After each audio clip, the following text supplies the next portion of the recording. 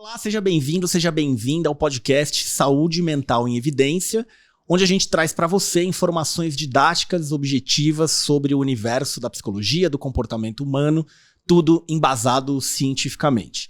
Meu nome é Jean Leonardi, estou aqui com o João Perini e hoje a gente tem o prazer em receber a Karen Del Rio. Olá, tudo bem? Oi, Jean. Oi. Oi, Karen, João. muito obrigado pelo seu tempo, pela sua disponibilidade, por eu vir que agradeço o convite. até aqui conversar com a gente. A Karen é psicóloga, trabalha em clínica há 20 anos, tem doutorado em psicologia pela PUC Rio Grande do Sul, é professora de vários cursos pelo Brasil e veio falar de um tema em que ela é Ultra Master Blaster especialista, que é a TCC, a Terapia Cognitivo-Comportamental. Para você que não é da área da psicologia, da psiquiatria, da saúde mental, a psicologia ela tem várias escolas, várias abordagens com seus princípios filosóficos, teóricos, metodológicos, e tudo isso tem implicações práticas. Então não é porque você faz terapia com um psicólogo que necessariamente você está fazendo uma terapia parecida com o que um outro psicólogo faz. E esses tipos de terapia, essas modalidades de terapia, elas têm maior sustentação científica, menor sustentação científica. E hoje a gente vai falar de uma das que tem mais, se não a que mais tem sustentação científica, que mais pode ajudar as pessoas a resolver os seus problemas emocionais, cognitivos, comportamentais, é essa tal de TCC, a Terapia Cognitivo-Comportamental. Karen, conta um pouco pra gente de onde que aparece isso, assim, em que momento essa terapia é inventada, assim, porque a gente já tinha coisas acontecendo, né? O Freud já tinha, acho que talvez até morrido, já tinha tido psicanálise e outros jeitos de trabalhar. Como é que surge, assim? Por que alguém inventa essa terapia? Quem inventa? Por que ela aparece no universo aí da psicologia? Acho que primeiro é falar o quanto é importante a gente diferenciar essas diferentes psicologias, porque acho que aqui no Brasil é uma coisa que a gente não costuma prestar atenção. A gente pergunta para as pessoas, eu faço terapia, mas eu não sei qual é a abordagem. Quando a gente vai perguntar para um paciente se já fez terapia, né? Ele nem sabe que tipo de abordagem. E acho que a gente tem um lugar onde a gente possa esclarecer isso é muito legal. E pensar, então, na história e como é que começou. A gente tinha uma grande supremacia, vamos dizer, da psicanálise. No início do século passado, vem o behaviorismo, então vem a galera ali do condicionamento, do tal do Skinner, que talvez alguém aqui já tenha ouvido falar, do condicionamento operante, do condicionamento respondente, uns conceitos mais complexos em relação a essa análise do funcionamento, do comportamento. E aí tem alguns psicólogos que começam a pensar, não, mas a gente não responde só ao ambiente. E essa coisa da psicanálise não fazia também muito sentido para essas pessoas. E também, na época, a gente vai pensar na década de 40, mais ou menos, que é quando vai terminando a Segunda Guerra, onde a psicologia, que a gente vai chamar de uma psicologia mais cognitiva, ela vai tomando mais força, que era a ideia de entender o pensamento humano. Então, a gente tem muitos profissionais de muitas áreas, não só da psicologia, que começam a querer entender como é que se pensa, né? Como é que a gente imita pensamento humano? Nessa época começa, na verdade, a ideia da inteligência artificial. Já lá na década de 40, só não tinha esse nome ainda, mas era uma ideia de não só imitar o pensamento humano no sentido de reproduzir, mas também de como ele poderia funcionar que não fosse num humano. Né? Como é que a gente processa e cria novas ideias a partir aí de conexões. Então começa todo esse campo, a psicanálise já há algum tempo, mas muita gente sem acreditar, o behaviorismo com muita gente forte, mas também que não convencia a muitos profissionais. Começam profissionais como George Kelly, Albert Bandura, nomes importantes aí na psicologia que vão dizer assim, não, a gente não responde só ao ambiente, a gente pensa, a gente processa a informação. E se a gente for olhar o nome dessa terapia, né, terapia cognitivo-comportamental, já vai dizer o nome, o valor que se dá a essa ideia do pensamento. Então, começa a psicologia cognitiva, que vai dando lugar para, na década de 50, 60, dois autores americanos muito importantes começam a se destacar falando, então, sobre isso. Na verdade, eles eram psicanalistas, e eles começam a entender que o jeito como eles trabalhavam não surtia o efeito que eles gostariam ali nos pacientes. E aí eles começam a entender que talvez esse negócio de pensamento deveria ser dado devido valor, foco maior, e principalmente o tal de Aaron Beck, que talvez muitos, quando falam, né, ouvem falar de terapia cognitivo-comportamental, ouvem falar do Aaron Beck. Ele foi um dos pais aí da terapia cognitivo-comportamental. Ele começa a ver em pacientes depressivos um jeito muito parecido de pensar, uma visão negativista que se parecia entre os pacientes. E aí ele começa a prestar atenção e diz assim, será que isso tem algum nexo? E eu vou juntar, se eu juntasse isso e olhasse e focasse nisso, relacionando isso com a emoção e o comportamento. Então é quase como se ele tivesse sacado que talvez não seja coincidência. Exatamente. O paciente deprimido pensa assim, o outro paciente pensa assado. O outro também, eles tudo meio pensam parecido. Será que esse pensamento tem uma influência nessas emoções, nesses comportamentos? Será que isso é o que desencadeia, então, ou influencia grandemente a emoção e o comportamento? E aí eles começam a estruturar. Então isso na década de 50 e 60 vai se fortalecendo com essa ideia da psicologia cognitiva, com essa ideia mentalista, com essa ideia de imitar pensamento humano.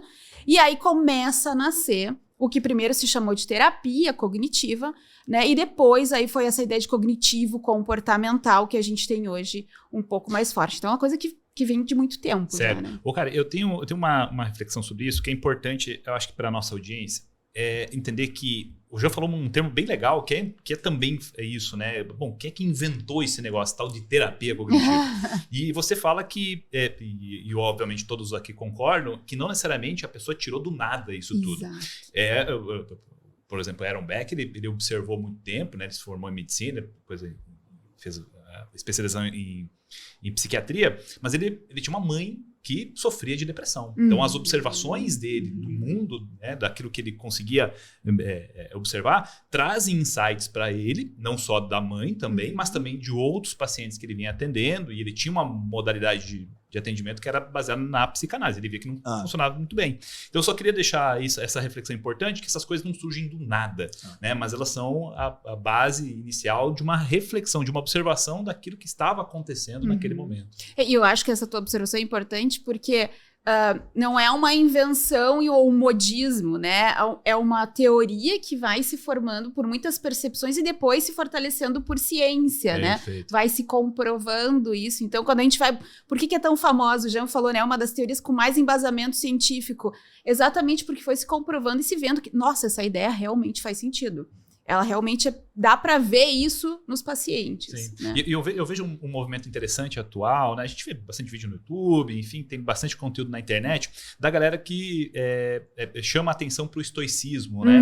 Ou seja, uma filosofia ali marcada, que inclusive a própria TCC foi embasada em alguns pressupostos filosóficos. Você poderia falar um pouco sobre esse início filosófico da TCC? Essa ideia mais, a gente chama, né, epistemológica, filosófica, também, vamos dizer, a caminha. Eu gosto de falar para os alunos, é como se fosse preparado uma caminha, e dentro, aí quando tá bem fofinha essa caminha, vem alguns autores e consegue se aconchegar muito facilmente para que a teoria, né, consiga ali ter um soninho tranquilo, ou seja, ficar mais forte. A ideia do estoicismo já vem de muito tempo, né? Roma antiga, enfim, e é onde a gente tinha já essa caracterização, essa valorização do pensamento. Legal. Então também não é uma coisa da década só de 40 ou 50, onde a gente vinha desse mentalismo e dessa ideia, né, de se imitar o pensamento humano, mas de muitos e muitos séculos atrás, né? Se a gente visita Roma, visita, né, todos aqueles lugares onde a gente vê a história, onde é que tudo isso nasceu, você vai vendo quão forte era essa ideia do pensamento e do direcionamento pro... Bom, se você não quer ficar triste, você deve pensar dessa maneira. Era quase cru, assim, era muito rústico, né, essa ideia, mas era uma ideia muito interessante e que funcionou por muitos séculos, né, que liderou muitas ideias de imperadores antigos. Né? Aí a gente tá falando, né, Sêneca, Marco Aurélio, esses autores, né? Exatamente. Que tinha muita ideia de você não sofre pelas coisas do mundo, mas pela interpretação que você faz delas. Exatamente, você vai sofrer se para você aquilo de alguma maneira for processado como um sofrimento. Que se a gente vê hoje, né, como o pensamento de tantos séculos atrás faz sentido. Se eu tenho uma fobia, se eu tenho um medo exagerado às vezes de um cachorro, de um inseto, de altura, É a interpretação que eu faço daquilo, que é exatamente o que eles falavam. O sofrimento em si não está naquele estímulo, naquele lugar, naquela coisa, mas no que eu processo, no como eu vejo aquilo. Perfeito. Então, isso vai também fortalecer essa ideia da valorização do pensamento. Achei interessante que você falou a palavra de uma maneira ainda rústica, preliminar, porque às vezes a pessoa que tá vendo a gente pode chegar à conclusão, então, todo o sofrimento humano vem disso, né? E se a gente pensar que, sei lá, uma pessoa que tá numa condição de miséria, não tem o que comer, o problema não tá, né, no forma como ela interpreta o mundo, certo? Exatamente. É legal pensar que é um começo de tem alguns sofrimentos ali que tem a ver com como a gente enxerga o mundo, né? Esses dias eu estava falando numa aula sobre o Albert Bandura, e ele é um cara que é super cognitivista e ele vai fortalecer a teoria social cognitiva, né? Uma parte importante dessa terapia cognitivo-comportamental. E ele dizia exatamente que a gente também não pode desvalorizar a ideia do reforço, a gente não pode desvalorizar que o ambiente sim vai nos influenciar e que a gente não tem como escapar de algumas coisas, que eu acho que é muito o que você está falando, né? Mas que a ideia de intencionalidade, de livre-arbítrio, ela vai prevalecer. É o que na maior parte a gente vai poder utilizar na maior parte das situações, né? Então, claro que a gente tem situações que a gente não consegue só processar diferente e tá tudo certo, né? Mas a gente sim vai poder, em várias situações, sim, utilizar desse meio de olhar diferente, interpretar diferente para a situação, né?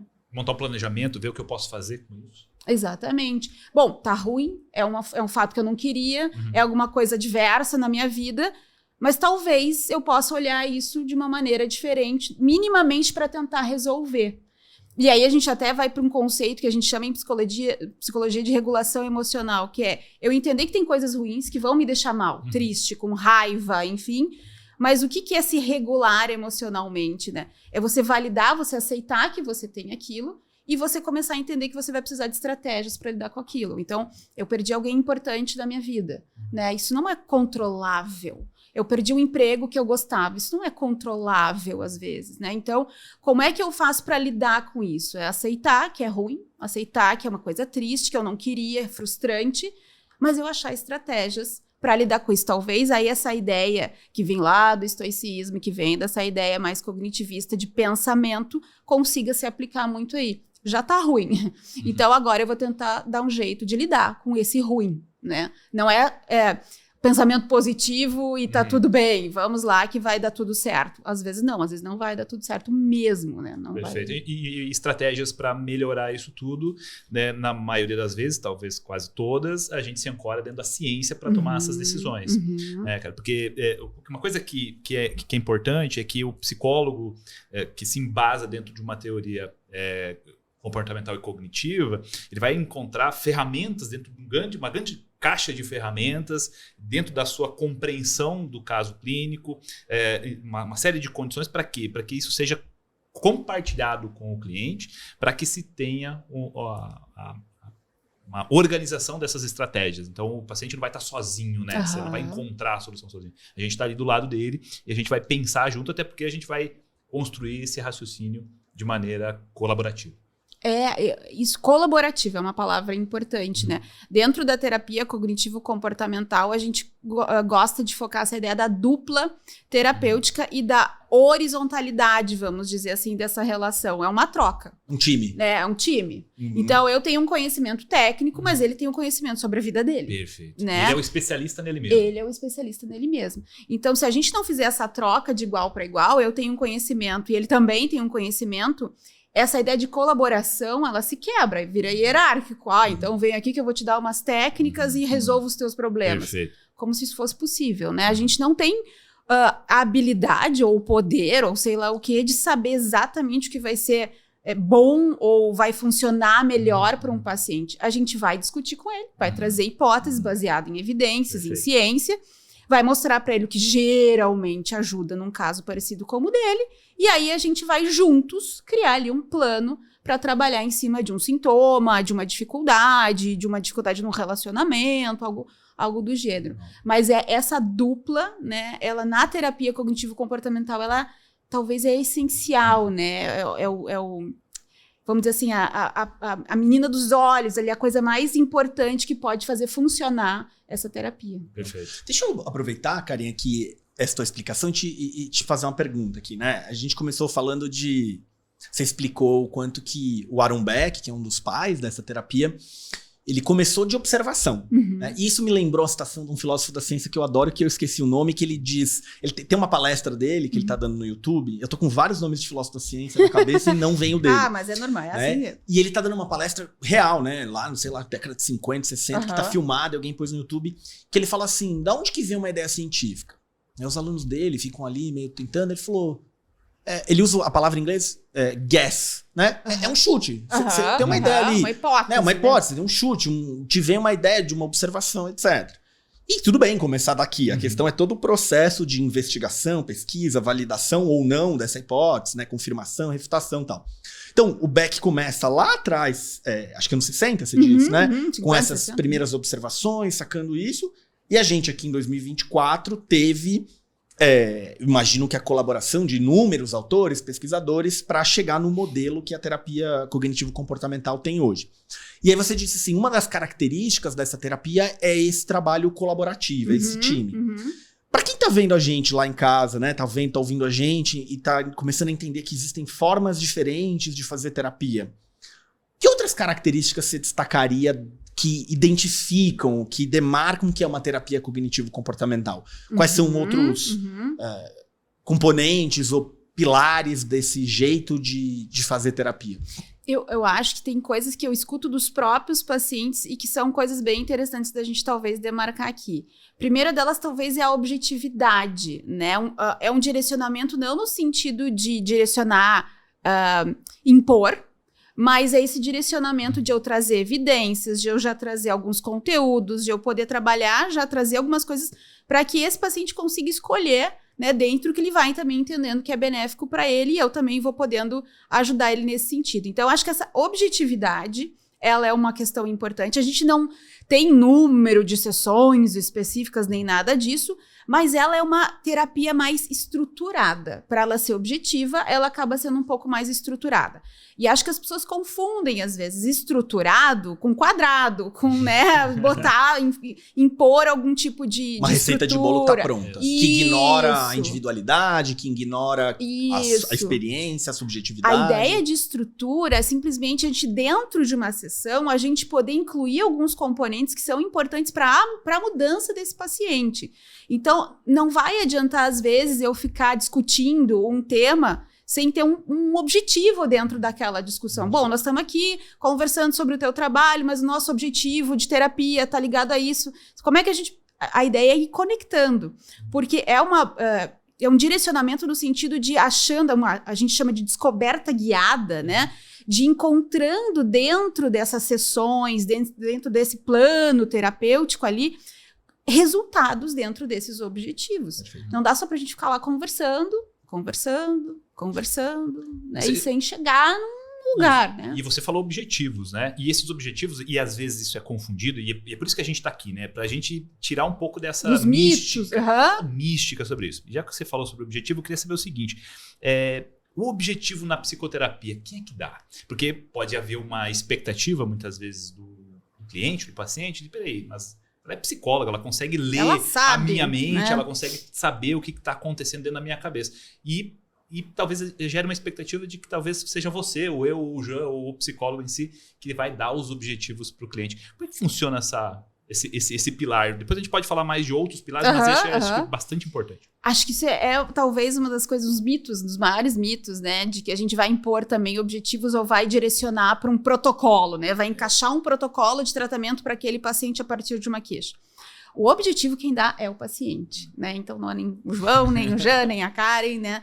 A gente, claro que vai discutir sobre esses objetivos, a gente vai tentar entender as prioridades dentro de vários objetivos que sejam colocados ali, mas quem dá esses objetivos é o paciente, porque, de novo, ele é o expert na vida dele e ele sabe o que mais incomoda. Talvez o que a gente possa, dentro de um processo que a gente chama de psicoeducação, que é levar informações sobre determinados sintomas, problemas, é chegar em conclusões diferentes depois, em conjunto com esse paciente.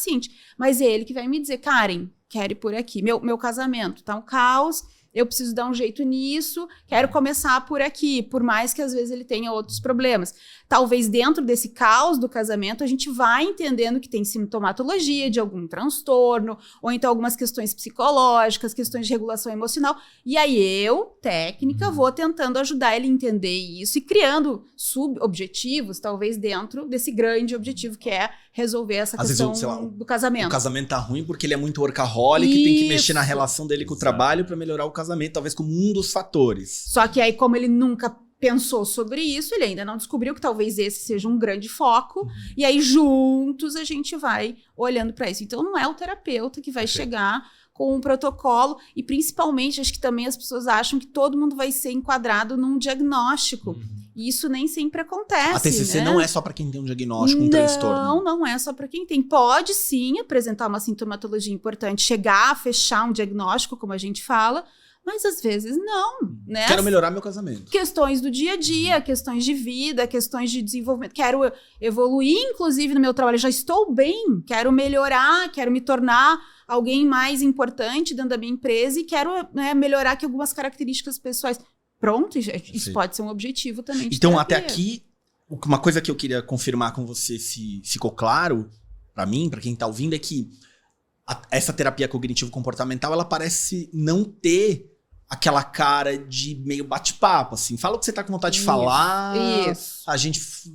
O que a gente vai falar hoje. Isso que quando você disse ela é estruturada, ela é planejada, ela tem objetivos, ela é voltada para resultados.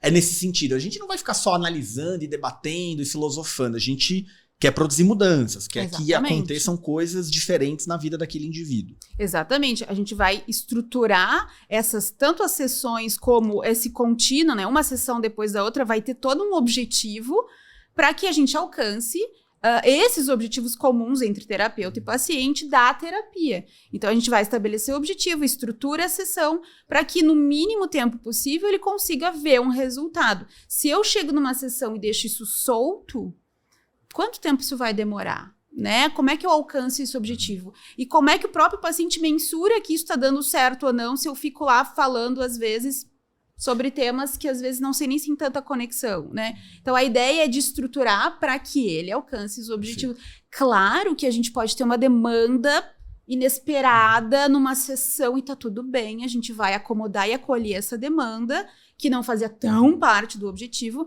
mas sim, a gente depois vai voltar para seguir dentro do objetivo, né? Essa é a ideia. E esses objetivos, até onde a gente pode lembrar, isso aqui talvez não seja uma sessão passo a passo que a gente vai estudar, a gente está estudando os componentes principais, mas isso também difere de muitas outras formas de fazer terapia, que é o lance de alguns modelos, ou de algumas compreensões de intervenção, é que a psicoterapia não tem fim. Uhum. E aí eu penso, nesse caso, em relação aos objetivos ainda, seria então a obtenção dos objetivos, ou seja, quando você chega ao resultado relacionado aos objetivos, seria então o fim da psicoterapia, ou seja, a finalização do processo psicoterapêutico?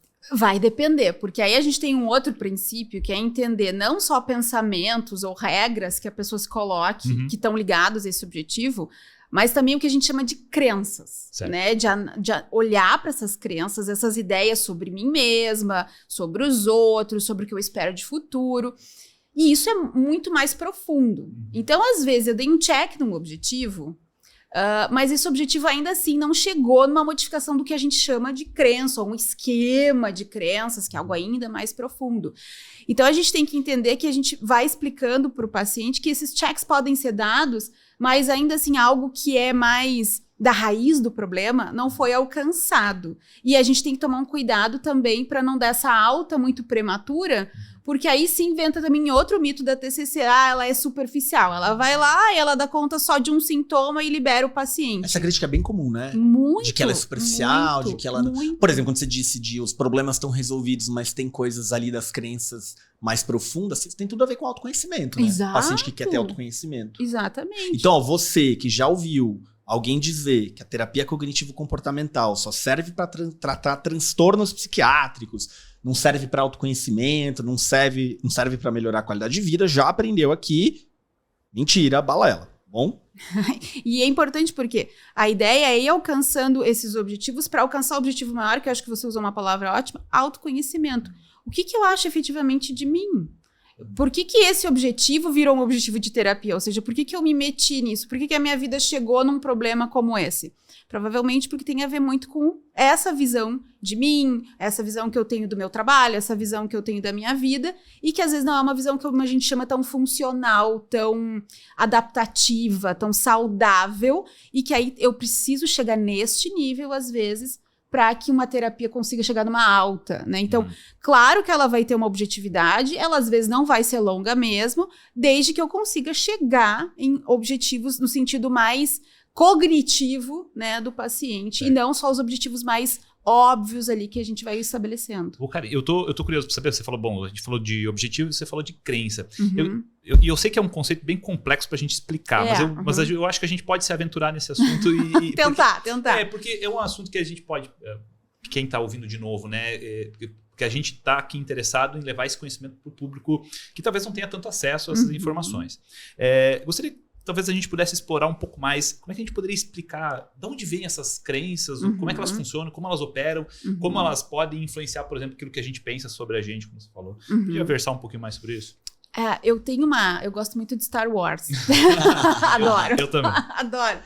E aí no Star Wars, pra quem não conhece, é um filme de ficção científica, que é cheio de naves espaciais e tal.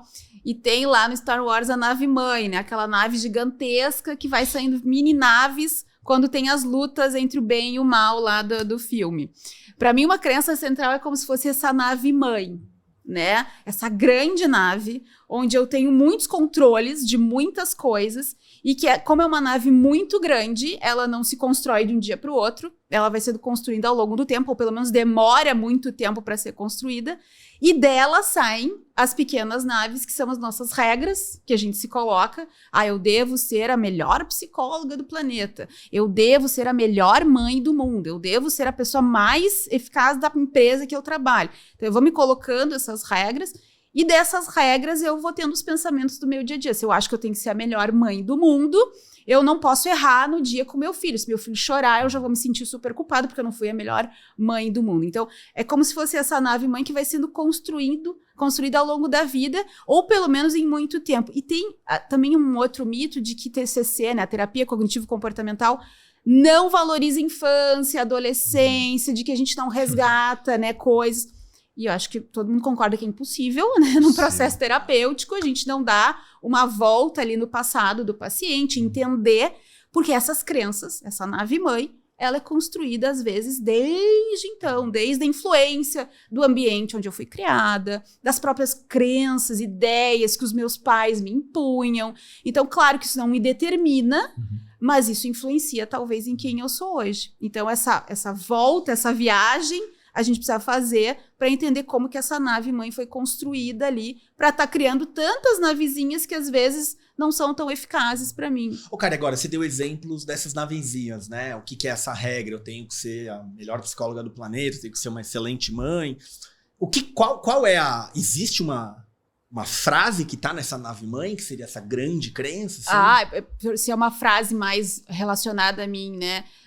Eu não sou boa o suficiente, eu sou incapaz, eu sou uma... Então, eu vou ter frases, às vezes, e é interessante que talvez quem tá ouvindo provavelmente já tenha se pego pensando sobre essas frases. Eu acho que eu sou meio burra. Eu acho que eu não sou uma pessoa bonita. Eu acho que eu não sou interessante. Esses eu acho que eu não sou, eu acho que eu sou, são exemplos dessas crenças. O que a gente chama isso em terapia cognitivo-comportamental? A visão de si. A visão que a pessoa tem dela mesma. Ou, então, acho que as pessoas não me acham interessante. Acho que as pessoas não me veem como alguém inteligente. Então, essa visão que eu acho que os outros têm de mim. Ou ainda, acho que os outros são perigosos. Eu não devia confiar em ninguém. Que é a visão que eu tenho dos outros. Então, se eu tenho essa crença mais nuclear, que chama? Nuclear, né? De que eu sou burro e as pessoas me acham incapaz, isso provavelmente vai ter implicações no meu papel como pai, no meu trabalho, na minha relação com os meus amigos. E aí, às vezes, você tá resolvendo Imagino que você tá dizendo assim, né? Na terapia, eu tô olhando às vezes pro problema que ele tem no trabalho, pro problema que ele tem com os amigos, só que eu vou precisar voltar até isso, né? Exatamente, porque senão, de alguma maneira, mesmo que não seja de novo no trabalho ou de novo com os amigos, aquela crença tá lá. E aí é terapia pra sempre, né? Tentando resolver sempre um novo problema que você não resolveu a raiz. Exatamente. Então, e aí a gente vai ter técnicas, estratégias de não só resolver o trabalho e os amigos, mas no momento em que eu vou aprofundando as discussões sobre o que é o problema no trabalho, o que é o problema com os amigos, e eu vou chegando numa possível crença nuclear, eu tenho estratégia de tentar modificar essa crença nuclear para que ela não me atrapalhe mais. Porque alguém se achar burro, alguém se achar incapaz, não é uma coisa que vai te ajudar. Ela vai todo momento puxar o teu próprio tapete. Certo. Né? Você tá indo um passo à frente, mas eu queria ficar ainda... Não, eu quero ficar na crença ainda, eu quero te perguntar o seguinte. Depois eu quero fazer uma pergunta dessa parte do incompetente, hein? Você quer fazer primeiro? Não, pode... Será que eu não sei quem vai desviar mais, se eu ou você? Tá, beleza. Porque eu ia pensar o seguinte, beleza, você falou sobre os objetivos, falou sobre as crenças, aí você falou sobre como as crenças geram os pensamentos, mas tem um componente talvez importante que está conectado a tudo isso, são as emoções. Né? Então você tem aí um disparo de pensamentos dentro da nossa cabeça e que vão levar a sensações corporais, a sensações desconfortáveis muitas vezes com isso. Como é que funciona essa relação entre crença e pensamento e emoção dentro desse modelo de TCC? A ideia da crença, acho que é importante a gente entender que ela às vezes não é óbvia. Às vezes ela pode ser e às vezes ela não vai ser. Então, talvez eu saiba que eu me ache burra e talvez não. Isso tá bem mascaradinho, né? E ele vem como? Ele vem como pequenos pensamentos, às vezes mais derrotistas, às vezes pensamentos mais negativos sobre mim, mas não necessariamente, eu me acho burra ou me acho incapaz. Esses pensamentos que eu vou, às vezes, puxando meu próprio tapete, fazem com que eu tenha comportamentos que não me ajudam. Eu não aplico para uma promoção dentro da minha empresa, eu não ajudo meu filho, às vezes, na tarefa porque eu acho que eu não vou saber fazer, e aí, mas eu tinha que ser boa mãe, mas eu não tô ajudando. E aí eu começo a ficar frustrada, eu começo a me sentir triste, eu começo a ficar, às vezes, até com sintomas depressivos, ansiosos, e isso também pode ter uma reação fisiológica, né? Se é mais relacionado à ansiedade, né? Então eu começo tem das coisas mais somáticas, como dor de cabeça, dor de barriga, até sensações de taquicardia, de achar que vai enlouquecer, de achar que tá perdendo o controle. Então, o pensamento, ele vai não só influenciar, ele também é influenciado por comportamentos e emoções, mas ele vai influenciar muito o como eu me sinto e o que eu acabo fazendo. Porque se eu tô lá achando que eu não sou capaz, eu não vou ter comportamentos super motivados, eu não vou tomar grandes iniciativas, porque eu tô acreditando que eu não sou boa o suficiente. E só para complementar, é acreditando. Ou seja, a pessoa pode ter nenhum fato que comprove aquilo. Nenhum. Então, a partir da experiência dela, a partir das situações que ela vive, de vários motivos, ela acredita nisso. Né? E a TCC tem o papel, então, de limpar os óculos dos pensamentos, das observações que a pessoa faz sobre ela mesma, sobre o mundo e sobre os outros. Tem pensamentos mais realistas, né? Perfeito. Baseado no que efetivamente está acontecendo ou aconteceu. Eu uso uma frase, eu gostaria que você confirmar, se disser que não faz muito sentido. Eu penso que as TCCs, de modo geral, porque existem outros, mas aqui a TCC, ela torna o paciente um cientista dele mesmo. Perfeito. Faz sentido? Faz todo sentido. Quando eu já estava falando dos cientistas das hipóteses, né? Eu sempre falo isso quando eu estou ensinando lá os alunos em graduação e para os próprios pacientes. O que um cientista faz, né? Ele vai lá, cria as hipóteses do gas lá que tu falou, e a partir dessa hipótese eu vou tentar achar o melhor método para comprovar ou não. Essa é a ideia da terapia. Eu acho uma coisa, mas será que ela é verdade? Será que eu tenho um jeito de comprovar? Porque eu deveria comprovar. Ou de refutar, né? Exatamente. Então, mas eu achei maravilhoso o que você perguntou antes de mim, porque emendou exatamente naquela pergunta que eu queria fazer, que é a seguinte, a gente tá falando aqui de crenças, né? Eu sou incapaz, eu sou incompetente, as pessoas talvez pensem isso de mim. E aí eu tenho uma questão que é assim, você tá me dizendo de modificação de crenças, né? Agora, e quando a crença, ela, digamos que eu tô certo. Então o que eu quero dizer com isso é o seguinte, eu tenho a crença de que eu sou incompetente. Tá. Você me convida pra dar uma aula. Tá. Eu dou uma aula lá. E minha aula é uma porcaria. Tá. Você assiste a minha aula e fala, nossa, esse cara tá falando Que um monte de coisa. Por que eu fui convidei? convidar esse cara pra vir aqui dar aula? Ele tá falando um monte de coisa nada a ver. A didática dele é péssima. O exemplo dele não é do conceito que ele acabou de ensinar. Meu Deus, a aula é horrível. Uhum. E eu tenho a crença que eu sou incompetente. E pelo visto, talvez eu seja. Uhum. Como que separa pra nossa audiência, assim, o pensar positivo? Uhum. Não, ó, você não é incompetente, Fica passa a mão na minha tranquilo, cabeça, uhum. fica tranquilo, ó, veja pelo lado bom, de, tipo, né, não, cara, você é incompetente mesmo, se você quer ser professor, você vai ter que fazer esses passos, Uhum. versus, cara, todo mundo, sei lá, você tá louco, todo mundo amou tua aula. Uhum. E queria que você separasse isso, porque às vezes eu tenho um receio que quando a gente fala de mudar a crença, é quase, vamos ensinar todo mundo a ver o lado bom da vida, o mundo é um mar de Good rosas, vibes. good vibes. Então, pô, né? E aí, como é que é essa separação que quando o pensamento tá certo e do pensamento tá errado, Boa. sabe? Eu acho que é uma ótima pergunta, porque como a gente tá falando que tem um sequenciamento das coisas, quer dizer, do pensamento, ele vai influenciar muito comportamento e emoção, esse exemplo, ele pode muito acontecer exatamente pela influência da crença e do pensamento, quer dizer, a gente vai entender que essa estratégia que ele tá usando é quase uma... Não estudei direito, achei que não precisava, não me preparei. Aí sabe-se lá como é que a pessoa se preparou e realmente deu uma aula bem ruim, mas é quase o que a gente chama na TCC de estratégia compensatória. Parece uma coisa que eu vou me ajudar, vou lá dar uma aula, vou aceitar um convite, mas eu não me preparo, porque eu não me acho competente o suficiente, porque eu não me acho inteligente o suficiente. De alguma maneira, às vezes, o que está acontecendo? Essa crença vai influenciar de tal maneira que eu realmente vou ter algumas evidências de que eu não sou competente. Mas é porque essas evidências são criadas exatamente por essa crença que está lá, Entendi. tentando se fortalecer. É quase que eu vou lá confirmar isso. Exatamente.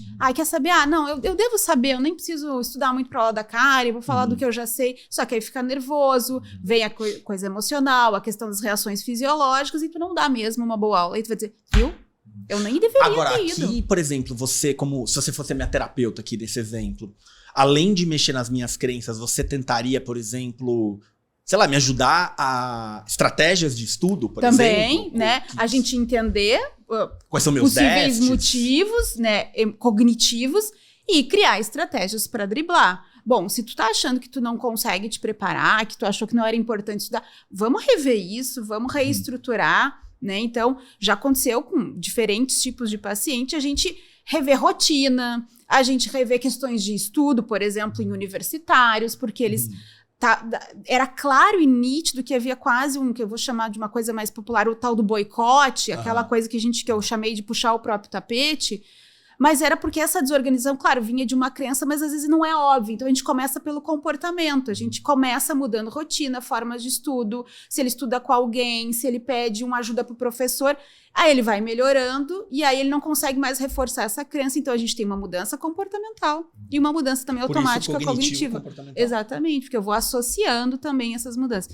Então, o que a gente vai entender desses pequenos fracassos é que eles não necessariamente vão reforçar ou vão comprovar uma ideia negativa que eu tenho de mim mesmo. Eles podem exatamente ser uma consequência disso, só que é tão encoberto, tá tudo tão junto que não fica claro pro paciente. Ele usa, viu, Caio, mas eu tenho várias evidências para te dizer que eu não sou bom, né? E não é bem assim. É o que a gente, na terapia, aos poucos vai tentando mostrar. Porque também não é muito fácil, às vezes a pessoa se dá conta que ela tá fazendo isso com ela mesma, claro, sem querer, né? Então a gente tem que tomar esse cuidado para que essa regulação emocional continue, que ele se veja como competente a ponto de poder mudar essa crença e fazer tudo diferente do que ele tem feito, né? Porque... E até que ponto? Aqui eu vou dar uma reforçada nesse lance esse conceito de crença, né? Quando você fala modificação de uma crença, como é que isso poderia acontecer? E eu sei que isso é tão abstrato que às vezes fica difícil a gente concluir. Mas qual é a via, por qual caminho o terapeuta, o psicólogo, ele vai acessar essas crenças e vai gerar um tipo de mudança nela? A gente tem aí reestruturação cognitiva, tem conceitos mais específicos. Técnicos. Exato. Mas eu queria saber, para que isso não fique muito na mística, sabe? Porque eu acho que o nosso objetivo aqui também é desmistificar, ou seja, não é uma coisa esotérica, Sim, mágica que acontece. Sim, Então, por exemplo, a gente tem um instrumento que é a comunicação verbal, ou seja, a gente conversa com o nosso paciente, utiliza essa comunicação para acessar e modificar essa crença, essas crenças e a forma como ele se enxerga.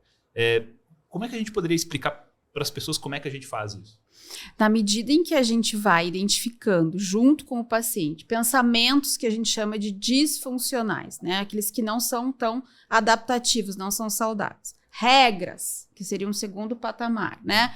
Que também não me ajudam, que eu também estou me cobrando do eu deveria. E eu chego em crenças, quer dizer, de onde é que vem esses eu deveria, né? De onde é que vem essas ideias negativas que eu tenho de mim mesma? Desde quando? Como é que eu posso objetivar? Quando eu vou chegando nisso, a ideia é discutir com o paciente perceba isso. E a gente tem um jeito que a gente chama de experimentos comportamentais. E se a gente pensasse de uma forma alternativa? E se a gente pudesse, na hora, ter um pensamento que a gente chama de diferente, alternativo àquele? Será que mudaria comportamento e emoção? E aí o que às vezes os pacientes, eles até ficam resistentes. Ai, não sei, como é que eu vou pensar diferente, né? Para não entrar nessa ideia do good vibes e tal. Mas quando a gente consegue conectar isso em sessão, trabalhar, exemplificar, e ele leva esse exemplo para pôr em prática na semana dele, no cotidiano dele, isso vai ficando mais claro. Então ele vai testando essas possíveis pequenas ideias que podem ser diferentes, até chegar numa ideia sobre si um pouco diferente. Posso dar um exemplo? Claro, talvez para ajudar a galera a entender. Vamos imaginar que um estudante universitário, né? Todos nós fomos em algum momento universitários e nós tivemos que apresentar algum trabalho em público, por exemplo, né? Fazer uma apresentação de um trabalho. Fico imaginando lá, a gente lá, talvez com pouco repertório, a gente não tinha tanta experiência, a gente ficava nervoso para fazer esse tipo de apresentação. E que é super natural e faz todo sentido.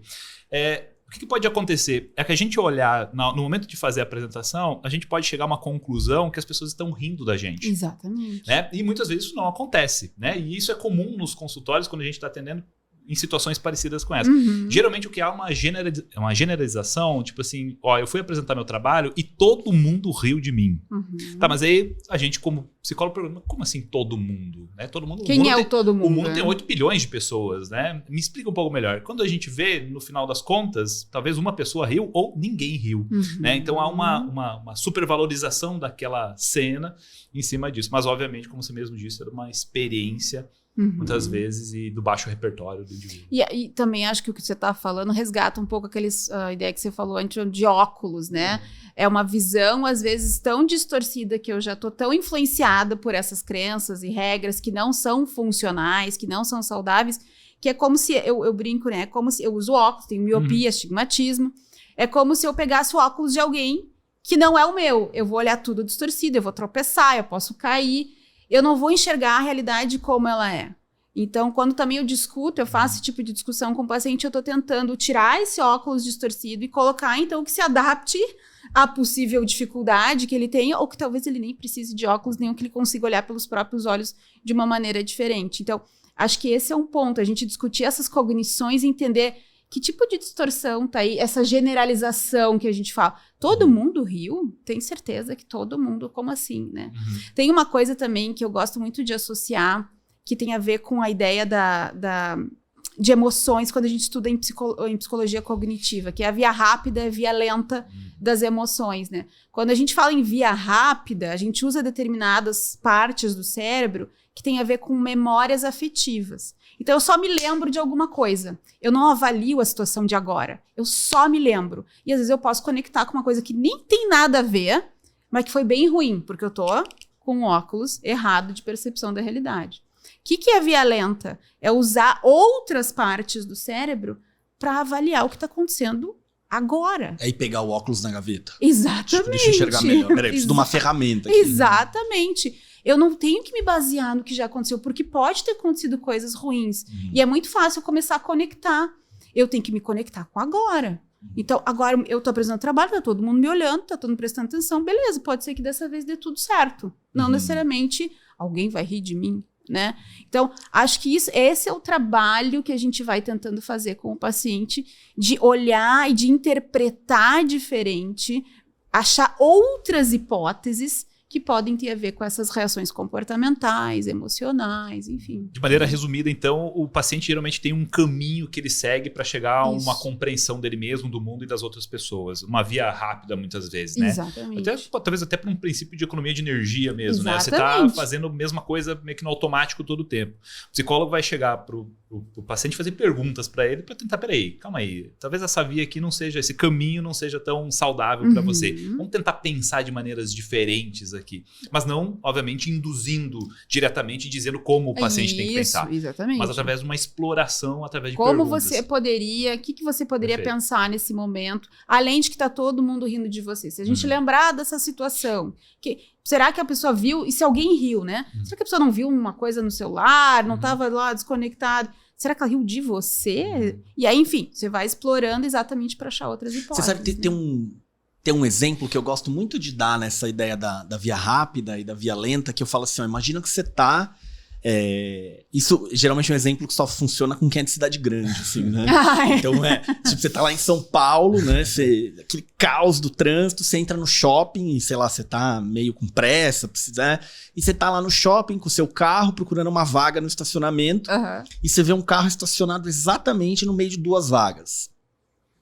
Primeira coisa que você pensa e sente qual que é? Eu sinto uma raiva, pessoa folgada, egoísta, não pensa nos outros. Nossa, vontade de riscar esse carro, né? Vem um monte de coisa. Bom, é possível que seja uma pessoa egoísta e que ocupou de propósito duas vagas? É possível, essas pessoas existem. Que alternativas outras poderiam? Que outra coisa justificaria alguém fazer isso? Aí você vai fazendo... Pô, poderia ser um deficiente. As vagas de deficiente estavam todas ocupadas, ele precisou do espaço para descer a cadeira de rodas. Pode ser um idoso que chegou, se atrapalhou, com 20 graus de miopia ali, não sei, né, uma dificuldade de percepção ali do ambiente, precisou usar as duas vagas. Ou os outros carros estavam parados assim, esse só ocupou uma vaga, mas depois que os outros foram saindo, se reorganizando, esse tá... ele parece que foi sacando, né? E aí é interessante como a emoção muda junto, né? Eu queria arriscar esse carro e bater nesse cara. Agora que eu penso, pô, você queria bater no deficiente físico? Não. Se fosse um velhinho que chegasse de bengala, você ia querer arriscar o carro dele, bater nele, xingar ele? Não, pelo amor de Deus, ele só é uma pessoa horrível.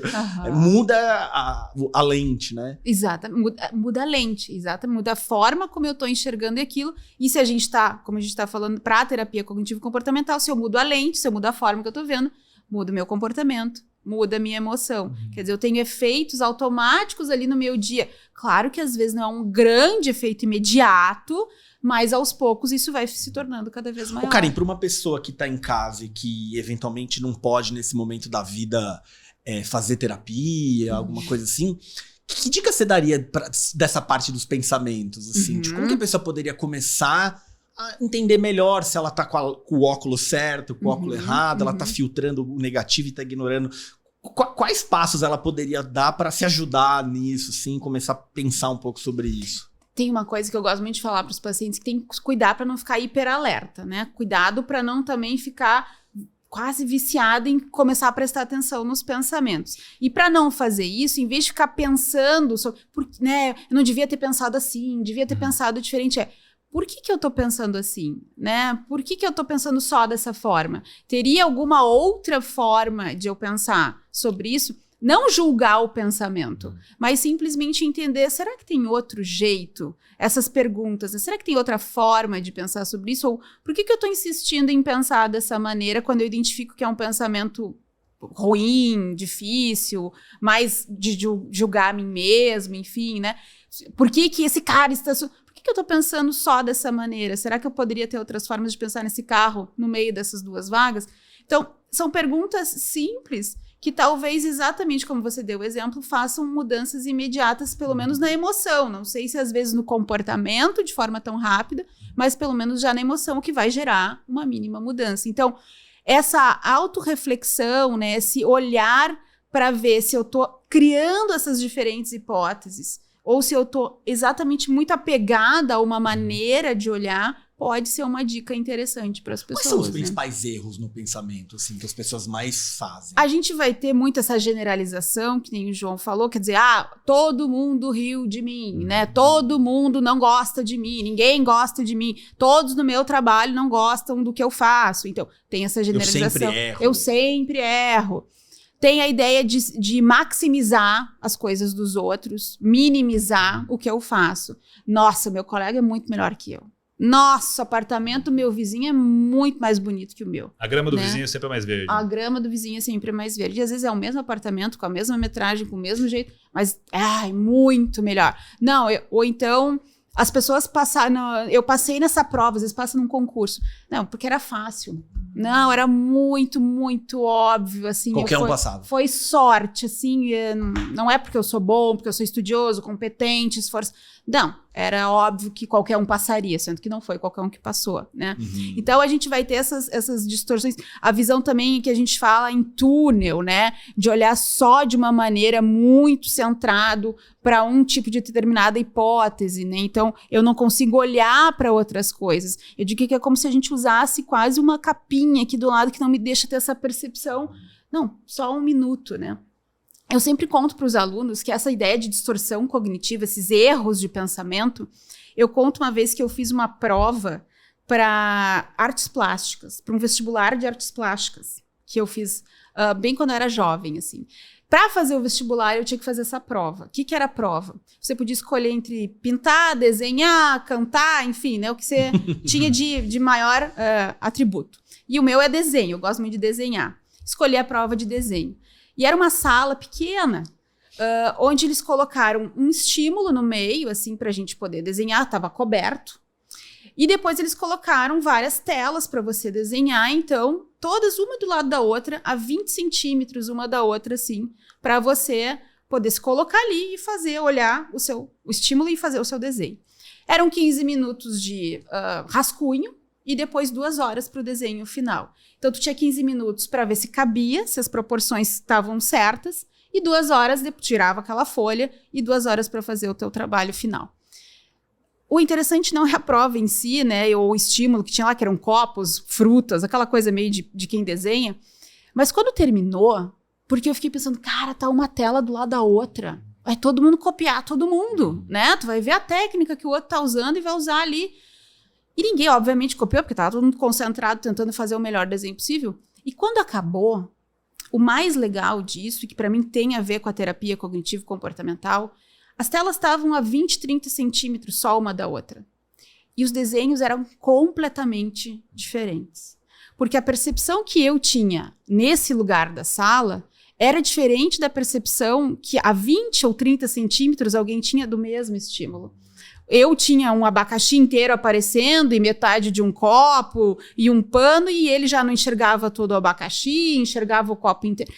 E para mim isso é terapia cognitivo-comportamental e tem a ver com esses erros.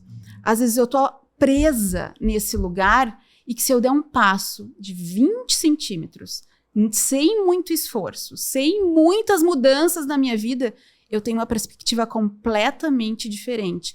Eu paro de generalizar, eu paro de minimizar o que eu faço, eu paro de maximizar o que o outro faz, eu paro de só enxergar uma hipótese, né? Eu paro de catastrofizar, de achar que tudo vai dar o pior possível, que vai acontecer só tragédia, né? Eu só dando... E esse passo de 20 centímetros na terapia cognitivo-comportamental é exatamente eu criar essas novas hipóteses. É eu poder entender que, será que é só esse jeito que tem de pensar? Ou será que tem outros jeitos de pensar? Será que se eu der esse passinho já muda alguma coisa ou não? Que são as mudanças só de pensamento. Eu nem preciso chegar na crença, né? Eu não preciso ir para o outro lado da sala. Eu só preciso mudar um pouquinho o meu pensamento. Então, acho que esses erros não são coisas complexas, às vezes, da gente mudar na nossa vida. A gente consegue com pequenos passinhos para o lado, né? De 20 ou 30 centímetros. E esses pensamentos provavelmente vão continuar acontecendo. Porque um ponto comum, geralmente, é, bom, eu não quero mais pensar nisso. Eu quero me livrar desse tipo de pensamento. Nesse caso, então, as pessoas, quando têm esses pensamentos intrusivos que invadem a mente delas, nesse caso é dar esse passinho para o lado, é olhar de uma perspectiva diferente, é considerar outro ponto. E aí eu queria emendar nisso, eu queria saber o seguinte, quando as pessoas estão com esse tipo de pensamento, ou esse tipo de viés, né, de quase certeza sobre aquilo que estão pensando, gostaria de saber se o quanto isso é importante, muitas vezes, ou o cuidado que as pessoas devam ter em procurar pessoas ao redor delas, talvez, que possam dar uma resposta ou uma direção equivocada para elas. Sabe aquela história da comadre que vai na casa da comadre para contar seus problemas e a outra confirma tudo aquilo que ela tá falando? Distorcendo. Então, olha lá, meu marido, ele é isso, ele é aquilo, e tudo isso, e, enfim, fica um desabafo, mas uma validação, uma confirmação sobre aquilo pela outra pessoa. E o terapeuta tem um papel diferente. Eu já vi terapeuta confirmando o problema, né? Tá. Fazendo o papel da comadre. Maus terapeutas. Maus terapeutas. Ou seja, a pessoa tem uma crença, um pensamento distorcido e é reforçado pelo terapeuta. Mas você queria dizer do contrário, né? Quando o terapeuta faz o contraponto, não é? Sim, exatamente. Mas eu quero deixar sempre muito claro que talvez as pessoas que estão nos ouvindo sempre têm que tomar cuidado com quem elas falam os seus problemas e as Porque suas às vezes demandas. parece que vai ajudar, né? Então, eu queria que você... conversar ajuda. Exatamente. Depende com quem. Porque exato, é esse mito de que nós vamos só conversar. O cliente vai entrar no meu consultório, então nós vamos só conversar. Isso tem, e a gente pode abordar mais. Mas eu queria sinalizar o grau de importância para quem a gente fala sobre os nossos problemas, nossas demandas. E que muitas vezes outras pessoas que não têm domínio nenhum sobre isso vão simplesmente continuar justificando aquilo que a gente acredita sobre a gente e sobre as outras pessoas. Porque é uma conversa, não dá para dizer que não é, mas é uma conversa quando o terapeuta está ali, ele está de um ponto de vista técnico, né? Então, ele tem... Por mais que eu não acredite numa neutralidade total, que a gente entre num consultório e se libera de todas as nossas achismos e opiniões, mas a gente sim entra com o compromisso de não julgar, com o compromisso de tentar ajudar ele a olhar de perspectivas diferentes, com esses compromissos éticos e técnicos que a comadre não tem. Ela tá ali para às vezes fazer o bafão ou ficar maior ainda, né? Então, eu acho que meu marido pode estar me traindo, o que você acha? Acho. Nenhum homem presta, acho. Exatamente, não confia. E aí, não é esse tipo de assunto ou conversa que a gente vai ter, né? Assim, mas por que você tá achando que ele tá te traindo? O que tem acontecido no relacionamento de vocês? Qual é a evidência? Ele tem te mostrado alguma... Quer dizer, nós vamos tentar, claro, também fazer uma investigação no sentido mais técnico da coisa, para a gente validar ou não essa hipótese que está sendo colocada pelo paciente, mas sem um julgamento ou sem uma opinião que é muito comum de um amigo, de um familiar. Então, essa conversa, ela é completamente diferente e eu acho que você tocou num ponto que é muito importante. Já chegou muito paciente realmente...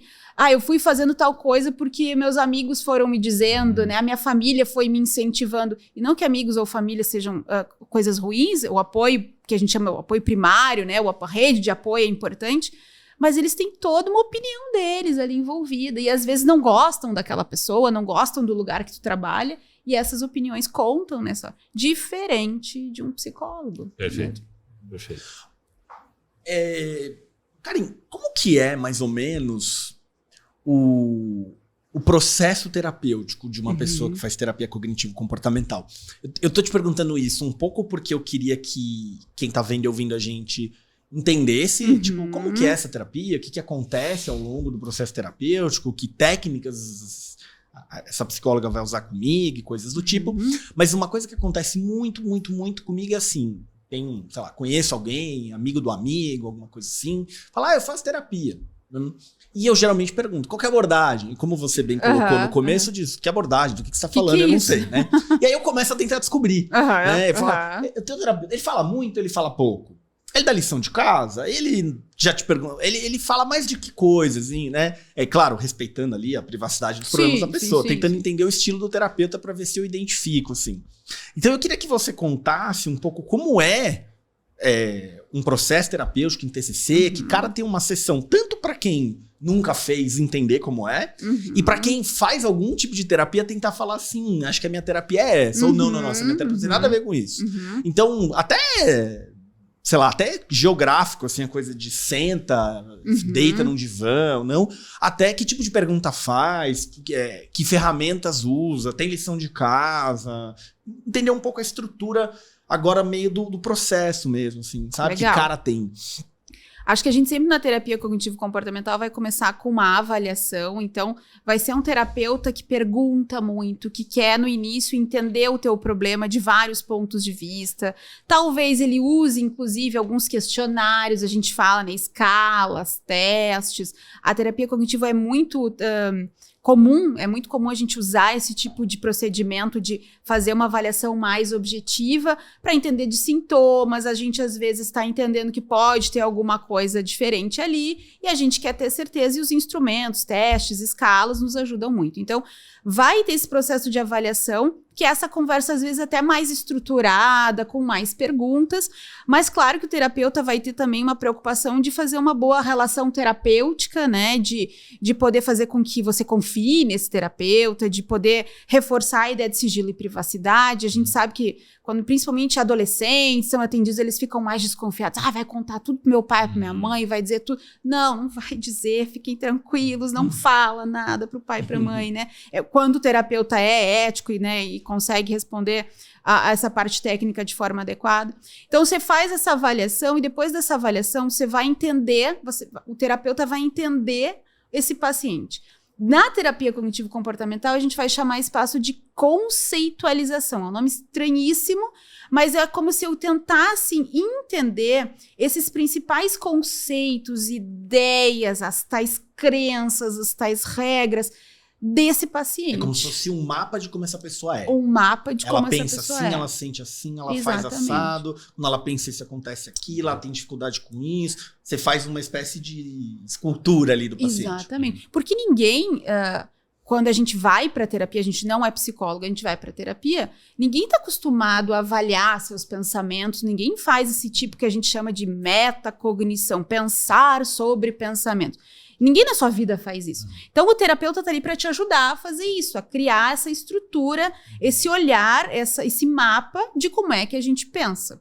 Fazendo isso, o terapeuta vai formular um plano de tratamento. Bom, se ele tem essas crenças, essas regras, se esses comportamentos, deixa eu levar isso aqui e vamos tentar chegar em objetivos comuns que talvez vão ajudando ele de forma a curto prazo, a médio prazo, e aí então vai debater com o paciente essa conceitualização, às vezes vai mostrar para o paciente esse mapa, às vezes só vai discutir com o paciente esse mapa. E aí vocês vão chegar numa parte onde vão ter técnicas, aí vão ser aquelas sessões onde ele leva, às vezes, um instrumento, folhas, ferramentas digitais, aí vai depender muito da criatividade, do repertório desse terapeuta, porque hoje a gente tem muita evidência para muita coisa, e então vão sendo dadas. Como é geralmente uma vez por semana esses encontros dentro da terapia cognitivo-comportamental, é muito comum que a gente faça pequenos planos de ação ou tarefas de casa, como se chamava antigamente, para a semana. Tá, então a gente viu que talvez tenham outras formas de pensar. A gente anotou juntos aqui na sessão, a gente ficou criando essas hipóteses. Tu acha que tu poderia fazer isso na tua semana? Tu poderia, talvez, quando acontecer essas brigas com o teu marido, tu talvez pegar e anotar os pensamentos que tu tem para tentar... E aí tu vai dar essa tarefa, na verdade, propor essa tarefa, ver se o paciente topa, né? Porque ele tem que querer fazer. E aí ele vai, então, para essa semana com essa tarefa, com essa ideia de tentar pôr em prática. A terapia não se limita ao encontro com o terapeuta. Ele vai com exercícios, com coisas para ele ir progredindo. Exato. Até porque se a gente está falando na ideia da crença, voltando lá, que às vezes é estruturada por muitos anos, desde uma infância, não é numa hora por semana que as coisas se modificam. Eu tenho que levar isso para minha rotina.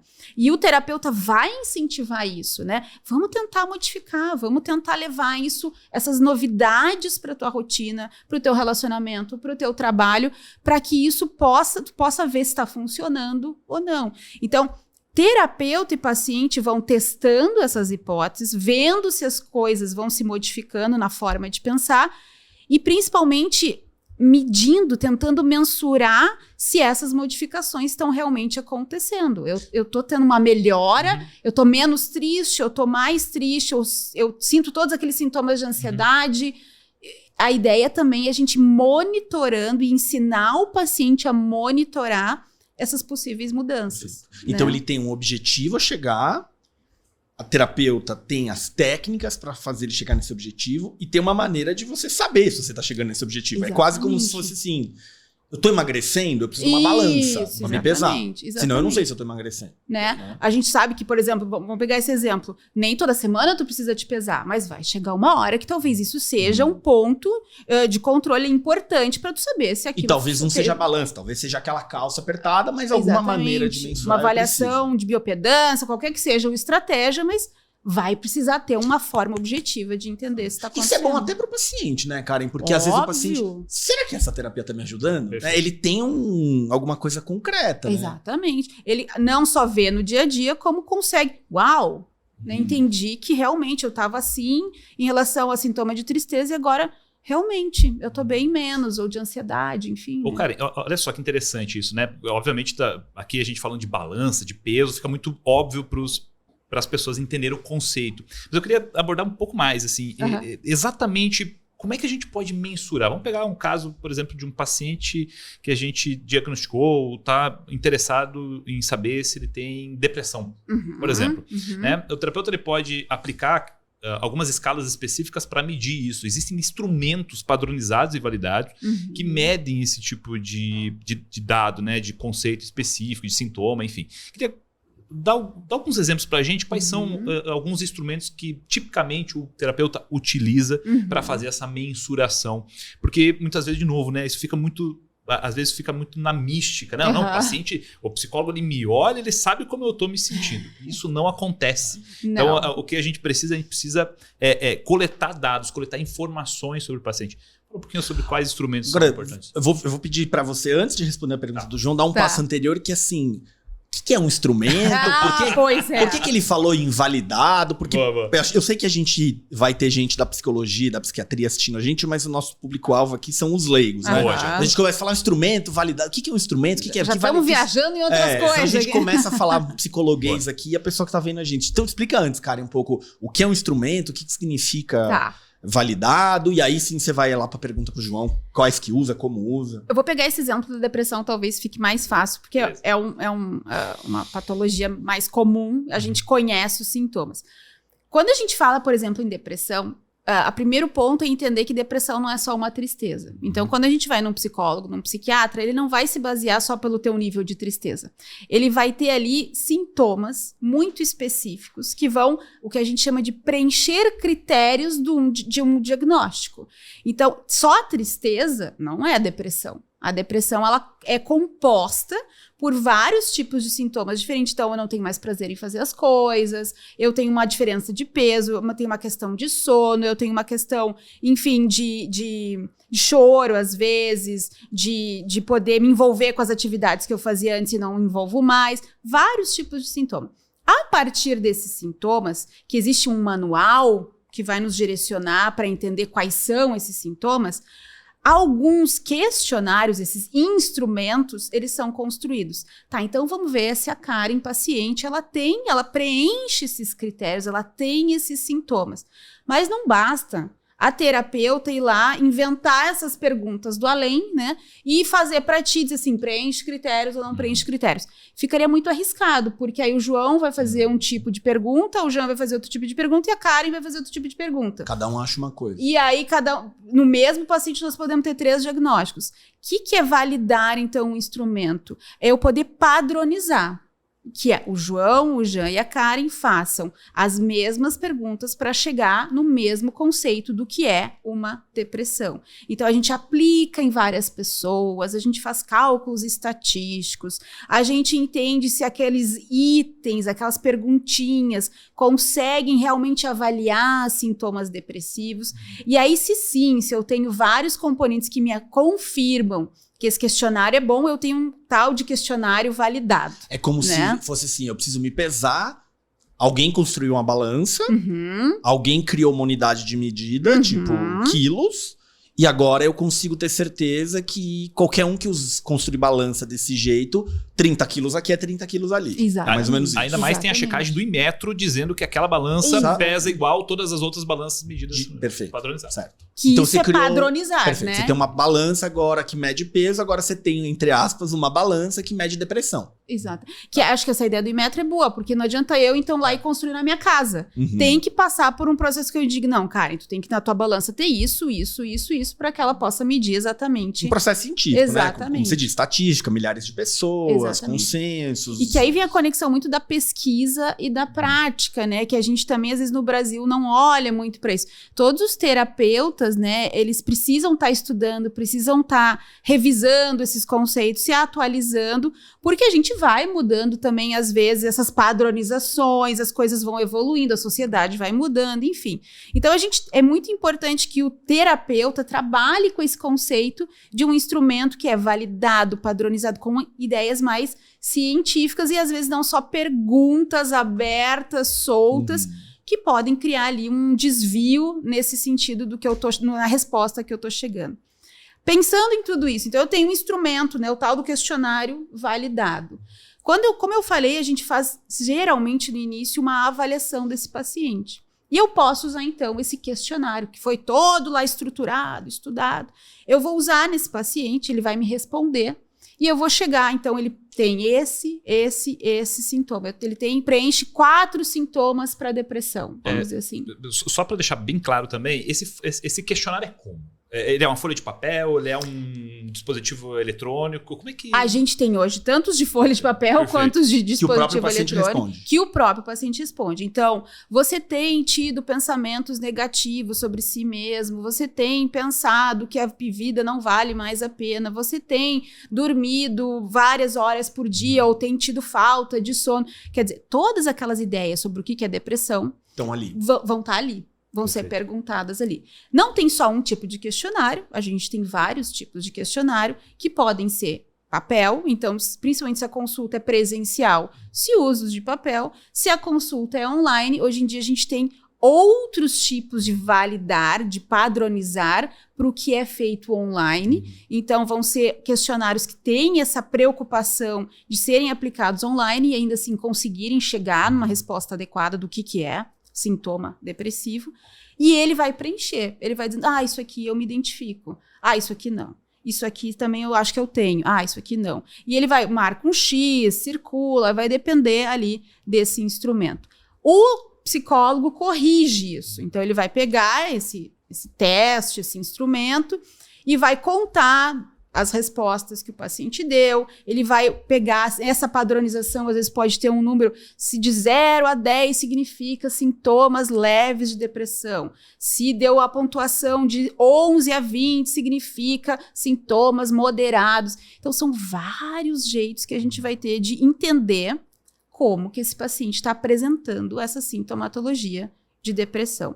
E isso eu faço no início, né? Como é mensurar? Eu ir de tempos em tempos, ou posso voltar com esse instrumento, que seria bem adequado, ou até com outras formas, pode ser uma escala de 0 a 10, o quanto tu tem sentido aqueles sintomas, tu pode utilizar, mas geralmente a gente pega uma medida usada no início e repete ela em vários tempos para entender, será que ainda tem sintomas leves? Será que aumentou? Porque às vezes também pode estar acontecendo alguma coisa muito importante na vida e o paciente piorou, porque não, o paciente melhorou, ele não apresenta, ele preencheu 25 pontos lá no primeiro questionário, agora ele tem 15 pontos nesse questionário. É uma medida muito objetiva. Claro que isso não significa que pronto, check, eu tô lidando com a depressão, não é só isso. Perfeito. Mas é a medida objetiva, Então, eu queria é o te fazer peso. uma pergunta nessa direção, porque eu já ouvi muito uma crítica, Karen, que assim, queria até saber como você responde a esse tipo de crítica. Não é uma crítica que eu acredito, mas é uma crítica que eu escuto muito, né? Que é, mas isso não é reduzir a complexidade do ser humano a um 0 a 100? A um 0 a 10? Isso não é ignorar toda a subjetividade em uma listinha de sintomas diagnósticos? Como é que você responde a essa crítica? Primeiro que todo o teste, todo o instrumento, ele tem toda uma ciência, um trabalho de pesquisa imenso por trás. De anos, né? De anos, e que são adaptados a cada cultura. Quer dizer, o que eu aplico aqui no Brasil, nos meus pacientes, eu não simplesmente catei de um site americano e saí aplicando lá nos meus pacientes.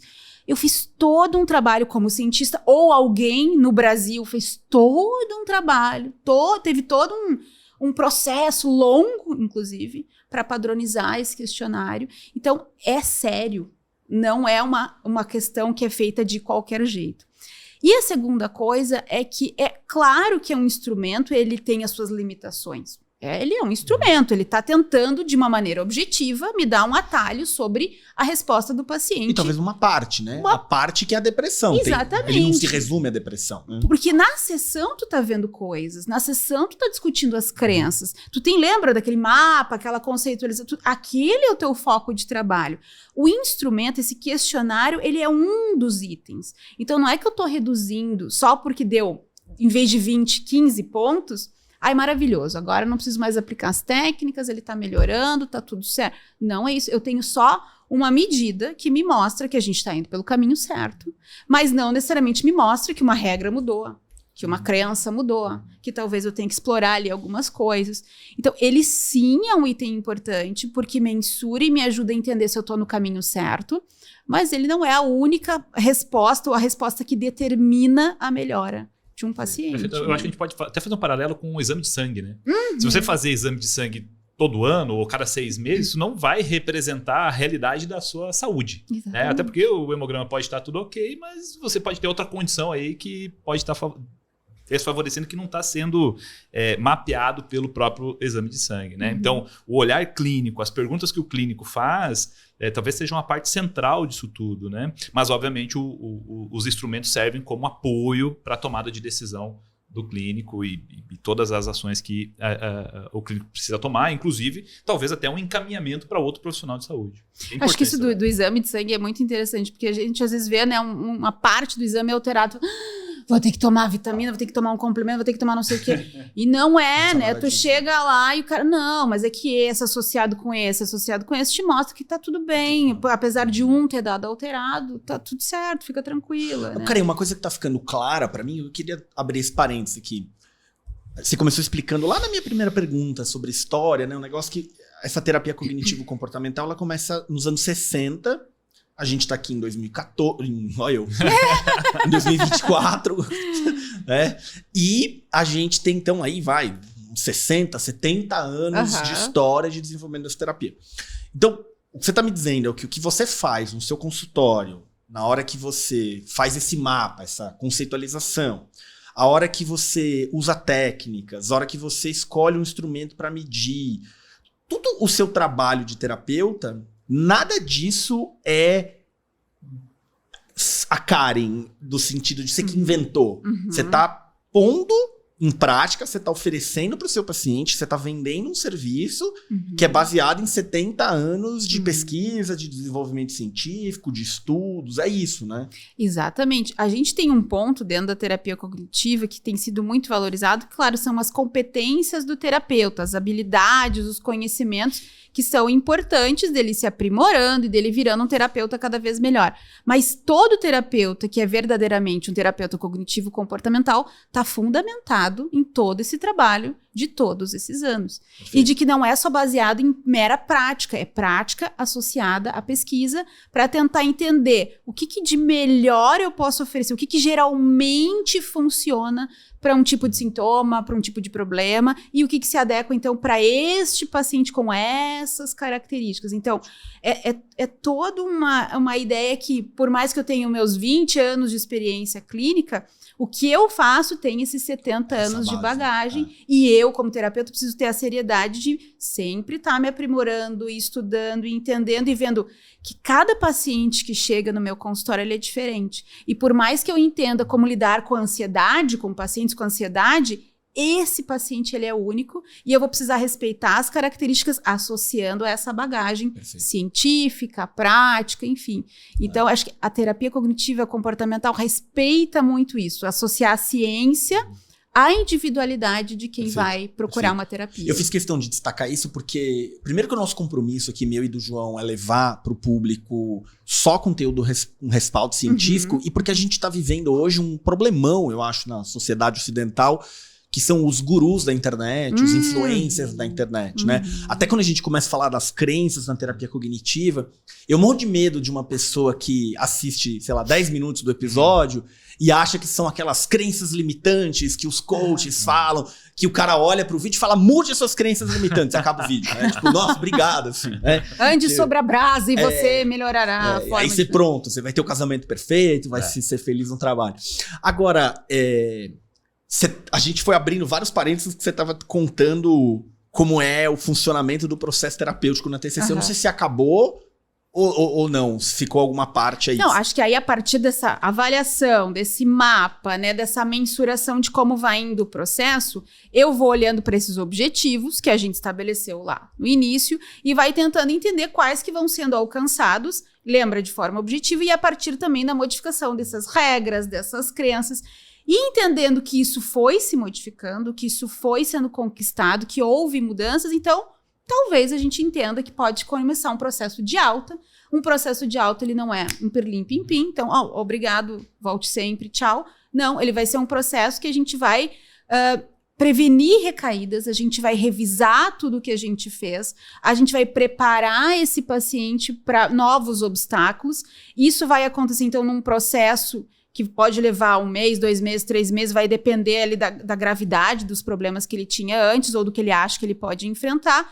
E depois a gente vai também fazendo sessões espaçadas, isso vai diminuindo com o tempo.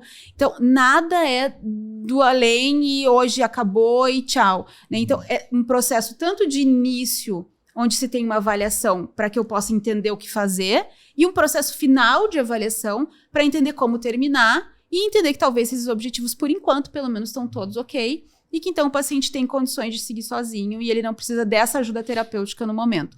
O que eu sempre faço é também deixar o paciente muito à vontade, que caso ele tenha algum tipo de recaída, como a gente fala, né, voltou a pensar de uma maneira, não está conseguindo lidar, não está sabendo usar as estratégias que a gente trabalhou, é da gente poder voltar ao processo, não necessariamente com o mesmo tempo, a gente vai entender, bom, é uma nova avaliação, vamos ver o que não rolou, o que não deu certo, o que a gente não conseguiu deixar bem fundamentado, e então rever esse processo, e aí deixar ele de novo pronto para ele poder seguir sozinho. Então, às vezes a gente faz essas revisões, né? Não necessariamente é todo um processo de novo, mas é um novo processo baseado no que não... novidade. Nessa novidade, tem uma frase, eu acho que é do Aaron Beck, para quem quiser pesquisar o Beck, é B-E-C-K, tá? É um grande nome, talvez um dos principais, né, Karen, na terapia cognitivo-comportamental. Eu não sei se essa frase é dele, mas eu sei que é comum na terapia cognitivo-comportamental essa fala de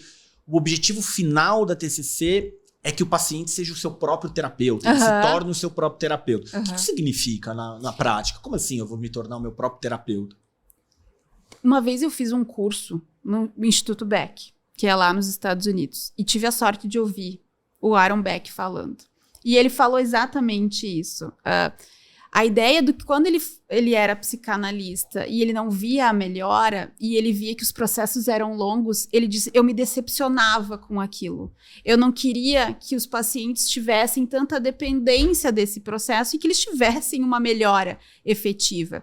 E quando ele pensa nessa ideia tão estruturada de terapia e que pode fornecer tantas ferramentas, pode fazer com que a pessoa consiga entender a maneira como ela pensa, as armadilhas que ela cai, as armadilhas cognitivas de pensamento que ela cai, é fazer com que ele não fique dependente de uma terapia de longo prazo, ou às vezes que cada problema que eu tenho eu preciso voltar para a terapia, né?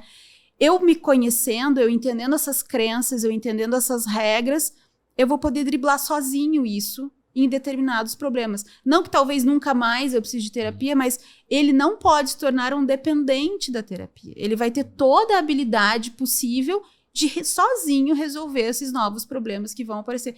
Eu sei que de novo, eu tô pensando assim de novo, olha aí, que nem eu trabalhei com a Karen aquela vez. Nossa, de novo eu tô tendenciosa a achar que o pior vai acontecer. Isso eu já trabalhei, usei tal estratégia. Então, eu vou me conhecendo, eu vou entendendo como driblar isso, e aí por isso eu vou me tornando o meu próprio terapeuta. Entre aspas, né? Ele vai tendo, né? agora ele tem as ferramentas. Ele tem habilidades comportamentais, cognitivas, emocionais. E se tem uma psicopatologia, que a gente chama, se tem uma depressão, como a gente estava usando o exemplo, ele entende também sobre isso, ele entende sobre esses sintomas, ele entende quando isso está piorando, quando... Da mesma maneira que a gente foi mensurando por questionários, a gente também vai educando, ajudando o paciente a entender quando isso pode estar piorando, melhorando, e ele depois reconhece isso na vida dele. Nossa, que baita autoconhecimento, né? É muito, muito importante, né? Então, eu vou tentar entender quando algum tipo de situação, algum tipo de acontecimento é um gatilho para que eu volte a ter aqueles sintomas, mas eu já aprendi como driblar eles. Eu já aprendi estratégias de não virar um sintoma que seja tão ruim na minha vida, tão importante na minha vida. Então, agora eu vou fazer o que eu aprendi na terapia e não voltar a ficar tão mal. Ou seja, o paciente ele pode continuar, deve continuar se monitorando seus pensamentos, Exatamente. Entendendo qual é a origem desses pensamentos, as condições ambientais que cercam ele, e talvez até entender a raiz, né, o início de tudo isso. De onde veio essas questões? Por exemplo, eu tive um desenvolvimento infantil com uma pessoa, meus pais me batiam, me xingavam, enfim, me colocavam para baixo, e isso construiu as minhas crenças que disparam pensamentos. Então, quando estou dormindo mal, estou estressado, aconteceu alguma situação na minha vida, esses pensamentos voltam na minha cabeça e alimentam aquela bola de neve que vai me levar, por exemplo, para uma situação mais depressiva ou mais ansiogênica. É basicamente isso, você monitorar aquilo que você está pensando e fazendo e sentindo ao longo do tempo. Exatamente. E você conhecer... Eu gosto dessa palavra do gatilho, né? O que dá o start, né? O que acontece que, opa, tô voltando àquele modo de funcionamento, tô voltando àquele modo de pensar e já aprendi que isso me leva para um lugar onde eu não gostei, que eu não fiquei bem.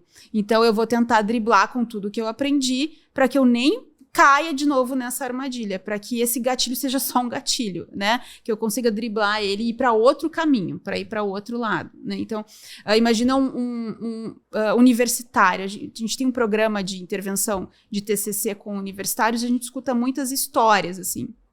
E tem muitas questões relacionadas a esses sintomas depressivos e de ansiedade e que são muito conectadas com a vida acadêmica. Então, é como se eu ajudasse ele dentro da vida acadêmica, que está ali. Ele não pode sair da vida acadêmica, ele tem que continuar e terminar a faculdade. Mas o que às vezes ele faz que ele pode estar percebendo que esses sintomas de ansiedade estão aumentando? Então, cada vez que eu tenho que apresentar um trabalho, não é só o apresentar o trabalho, é que isso vai engatilhar em várias sintomatologias que ao longo da minha vida eu fui tendo, mas que agora, ao apresentar o trabalho, eu tenho isso mais intenso. Então, como é que eu faço? Como é que eu posso driblar? Porque o trabalho está lá. Eu tenho que apresentar, eu tenho que me formar. Então, a gente vai ajudar a pessoa, não é fugir dos acontecimentos ou das situações ou das pessoas, mas é enfrentar e lidar da melhor maneira possível com tudo isso que às vezes não é simples, não é fácil, mas que ela conhecendo, ela acha outras ferramentas de lidar com aquilo, né? Então... Perfeito. A partir disso, eu fico imaginando as pessoas se perguntando agora, mas talvez essa tal de TCC pode ser útil para mim. A minha pergunta é o seguinte, será que a TCC serviria para todo mundo? Essa é uma boa pergunta e eu acho que ao longo do tempo ela foi se adaptando às diferenças culturais, às diferenças no sentido de objetivos. Antes ela era muito vista como uma terapia, talvez no início, para psicopatologia. Ela foi criada com a ideia de pacientes depressivos, mas é o que a gente estava falando antes. Hoje a gente tem muitas evidências e formas diferentes de aplicar a terapia cognitivo-comportamental para uma diversidade de problemas, de sintomas, de psicopatologias. Então, e também não é a Karen que está falando, né? São os artigos e os estudos que vão mostrando que a gente sim consegue aplicar isso em área da saúde, no hospital, que a gente pode levar isso para o consultório de uma maneira mais objetiva para lidar com problemas ou com sintomas. Então, hoje, eu não sei se a gente pode dizer assim, no sentido, ela é aplicável para todo mundo, mas quem precisa de uma ajuda terapêutica pode sim se beneficiar muito com essa ideia. A gente vai respeitar muito as características do paciente. Perfeito. E ninguém vai enquadrar ou forçar a TCC para ninguém. Mas se a pessoa entendeu que aquilo pode ajudar, provavelmente ela traga muitos benefícios. Crianças e adolescentes também? Também. Ela tem muita efetividade para crianças, muita efetividade para adolescentes, tanto quem tem problemas, de novo, mais relacionados a diagnósticos, problemas acadêmicos, problemas de aprendizagem, relacionamentos, às vezes as crianças nessa coisa de desregulação emocional, crianças mais impulsivas, crianças que são mais briguentas, crianças que têm problema agora muito comum, TDAH, que se fala muito, transtorno de déficit de atenção e hiperatividade, muita evidência para isso. Então a gente vai ter realmente, para idosos, cresceu muito as pesquisas de como lidar com crenças, às vezes, né, que permaneceram a vida inteira, 60, 70 anos, como lidar com idosos, e tem muita efetividade, traz muito benefício, uma revisão disso tudo que vai se fazendo. Então, sim, pode ajudar bastante gente. Emendando nessa pergunta, né? Bom, se a TCC pode ajudar muita gente. A gente talvez não possa dizer todo mundo, por exemplo, em alguns casos, por exemplo, de autismo, a abordagem seria outra, né? Eu acho que vai depender até um pouco de como a gente define, né? Perfeito. O que é terapia cognitivo-comportamental. Tá. Porque tem uma... Eu não sei se você, Karen, concorda com isso, e aqui é um papo meio de psicólogo, tá? Então, vou pedir uma licencinha, um parênteses aqui para vocês que estão vendo. Existe um debate que eu conheço hoje que, assim, aqui no Brasil é muito comum quando a gente fala TCC, a gente pensar neste modelo, né, que tem uma ênfase no pensamento, cujo principal nome é o Aaron Beck, etc.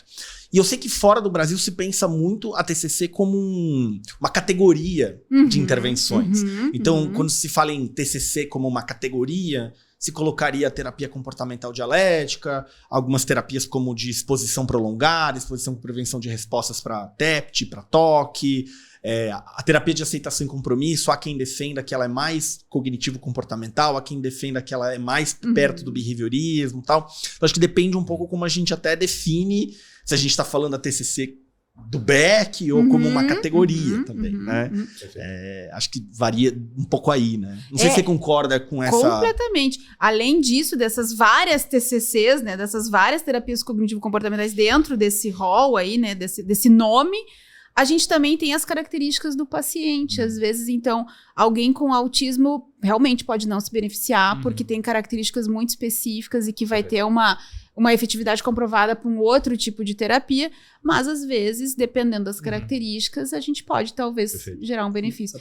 As evidências nos trazem muitos direcionamentos, mas a gente não pode esquecer de olhar para o que o paciente precisa, né? Até porque o próprio terapeuta cognitivo-comportamental, ele pode fazer uma avaliação preliminar do caso e encaminhar para um especialista naquele contexto específico, né? E aí alguém que sabe trabalhar... Aquela necessidade. Eu quero dizer, um terapeuta que avalie e diz, isso aqui acho que é para outra coisa, é um terapeuta comprometido com a prática baseada em evidências. Né? Com certeza. Aqui eu acho que é um caso de autismo, acho que aqui se beneficia mais dessa intervenção, aqui mais daquela intervenção. Por exemplo, eu não atendo crianças, então eu vou encaminhar um especialista de criança, adolescente, né? Isso é uma coisa importante também, cuidar esses terapeutas que se falam, né? Eu uso várias terapias e eu sou terapeuta de vários tipos de faixas etárias. Claro que você pode ter uma diversidade, atender vários tipos de faixas etárias, mas acho que também cuidado, tente entender como é que esse terapeuta trabalha, baseado em quê.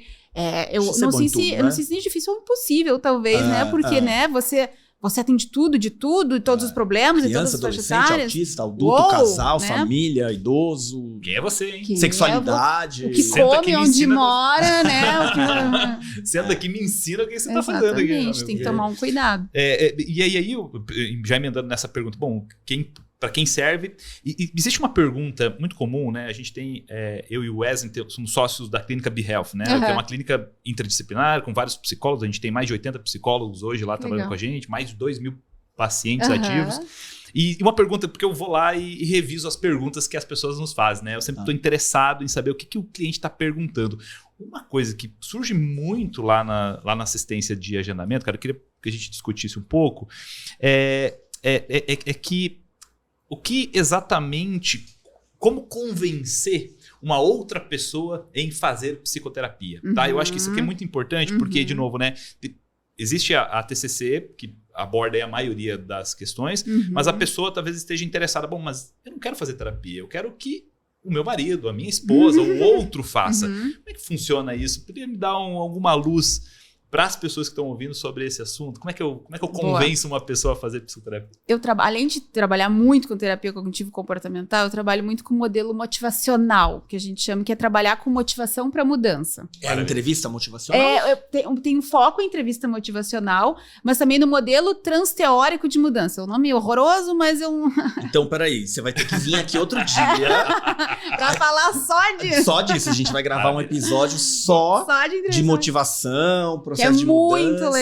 É muito legal. Já tá convocado. Pronto, Perfeito, já vamos marcar. Fechado. E esse modelo motivacional, eu brinco que eu não sei fazer TCC sem essa ideia de trabalhar a motivação e principalmente a autoeficácia, que para mim tá tudo muito conectado para ter uma adesão boa ali da terapia, para que funcione de verdade. Mas no modelo motivacional, a gente fala muito em pacientes ou pessoas que estão mais pré-contemplativas. O que é isso? O cara que acha que não tem problema. Eu acho que é tu que tem que te tratar. Eu não, eu tô ótima aqui, né? O mundo tá errado. Exatamente. E às vezes é ele que realmente está errado. Então, quando a esposa vê o marido, não, é ele que tem que fazer, cara, ele precisa, porque, né? Como que a gente faz? Uma das estratégias, ninguém motiva ninguém. Não adianta eu dizer assim, vai lá, faz terapia. Tu precisa. Isso é quase confrontar. É quase assim, como assim? Tu tá dizendo que eu não tô bem? É isso que tu tá querendo? Sou louco? Você tá dizendo que eu sou louco? Né? Eu não vou fazer terapia coisa nenhuma. E aí pronto. Aí a resistência, ela consegue criar um muro da muralha da China lá, imensa, e ele não vai pra terapia. Qual que é a estratégia? A gente disse que uma das estratégias é a ampliação da consciência. É ir mostrando onde é que pode estar os problemas, né? Onde que às vezes não tá legal e não vai lá e faz terapia, né? Mas pontuando, às vezes, uma questão do casamento que não tá legal, uma questão do trabalho, de direcionamento de carreira, sei lá, o que a pessoa tiver. Conscientizando a pessoa do próprio sofrimento. Isso, você tá sofrendo aqui, tem um problema ali. Nossa, eu imagino como você tá. Você me fala, às vezes, do seu trabalho. Você me fala do seu trabalho e eu vejo que você tá sofrendo um monte, né? Deve ser difícil de lidar com isso. Como é que será que a gente poderia te ajudar? E não necessariamente vai pra terapia, né? Nossa, a gente briga tanto... Quase uma punição, né? Terapia. Né? A gente briga tanto que no nosso casamento... Será que tem algum jeito da gente poder olhar pra isso juntos? Ou, de repente, nós dois podermos olhar de forma individual? Ampliar, mostrar... Cara, nós temos um problema aqui, tá? Óbvio. Mas não necessariamente confrontar a pessoa e levar ela... para que ela precise fazer alguma coisa, porque esse modelo de confrontação não funciona. Ou seja, baseado naquilo que a gente já falou, então imagino que seja o seguinte, tá lá o esposo e a esposa, e o esposo quer, não, eu quero... sei lá, liga pra Karen lá, eu entro em contato com a Karen lá no seu consultório e diz assim, não, mas eu tenho uma esposa, ela tem um problema e ela precisa fazer terapia, tá?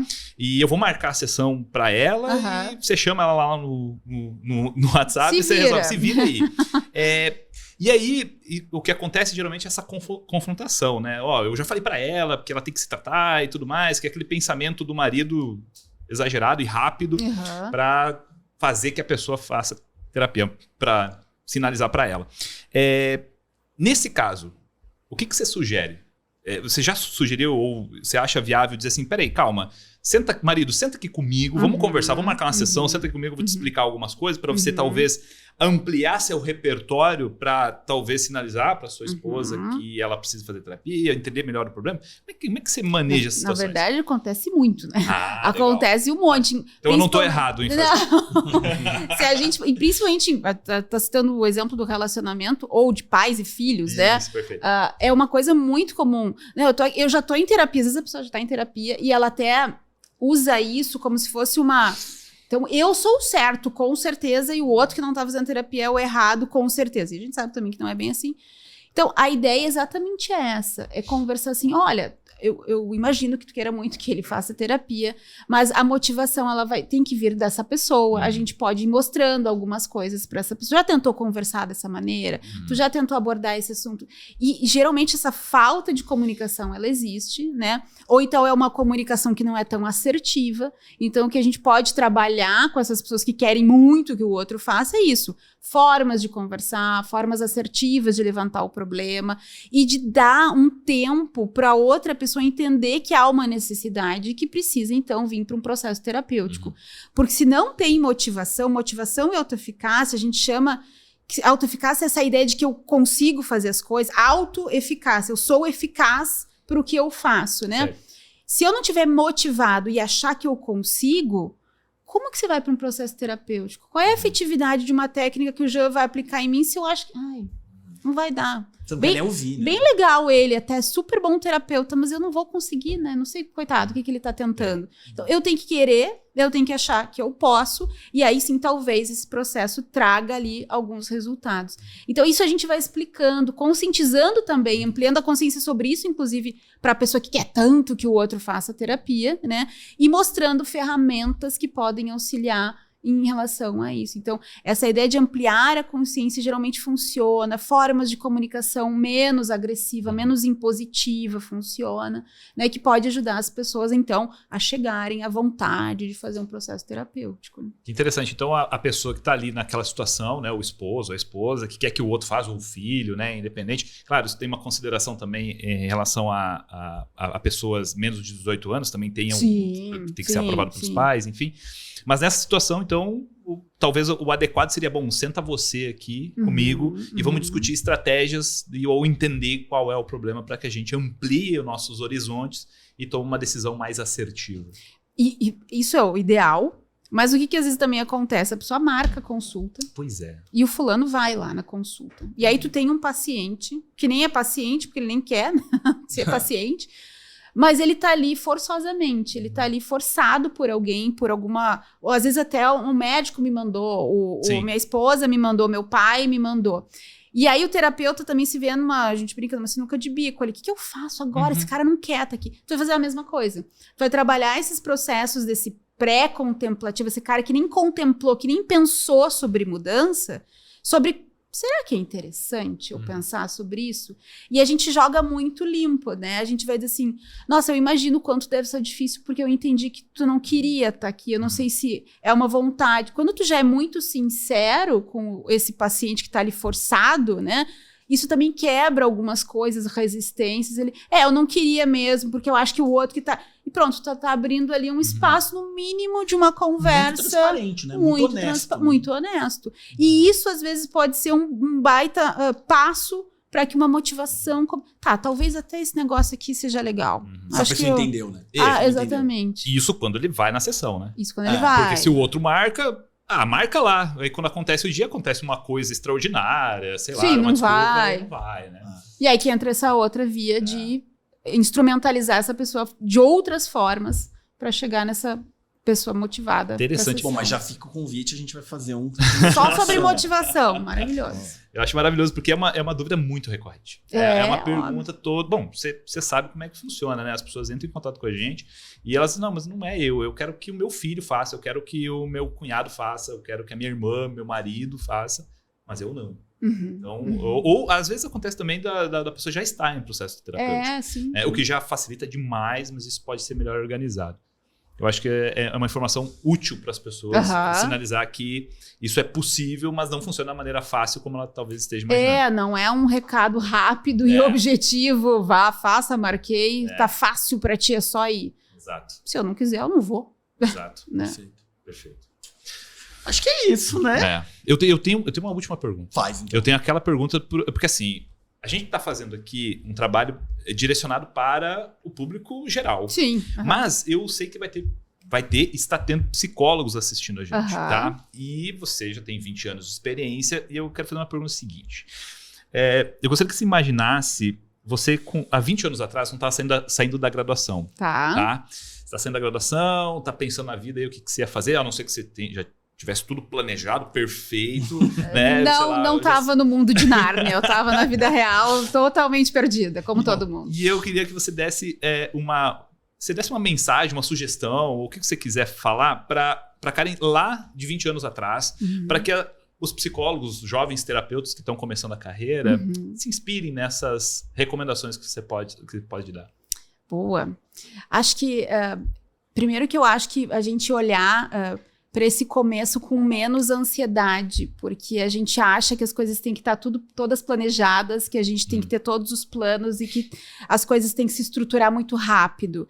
E não, a gente tem que dar um tempo da gente entender o que a gente quer nessa nova carreira, nesse novo, né, momento em que eu vou estar continuam as escolhas, né? Continuam essa ideia de onde eu vou me especializar, quais dessas TCCs eu quero, se é que eu quero TCC, qual público, né, crianças, adolescentes, e eu tenho que conhecer. É claro que os estágios obrigatórios das universidades te dão um direcionamento, mas às vezes é importante que a pessoa se dê essa oportunidade de refletir e pensar para fazer as escolhas mais consciente do que ela gosta, do que ela tem habilidades, do que ela acha que ela pode investir. Então, acho que é não ter tanta ansiedade para que tudo se resolva muito rápido.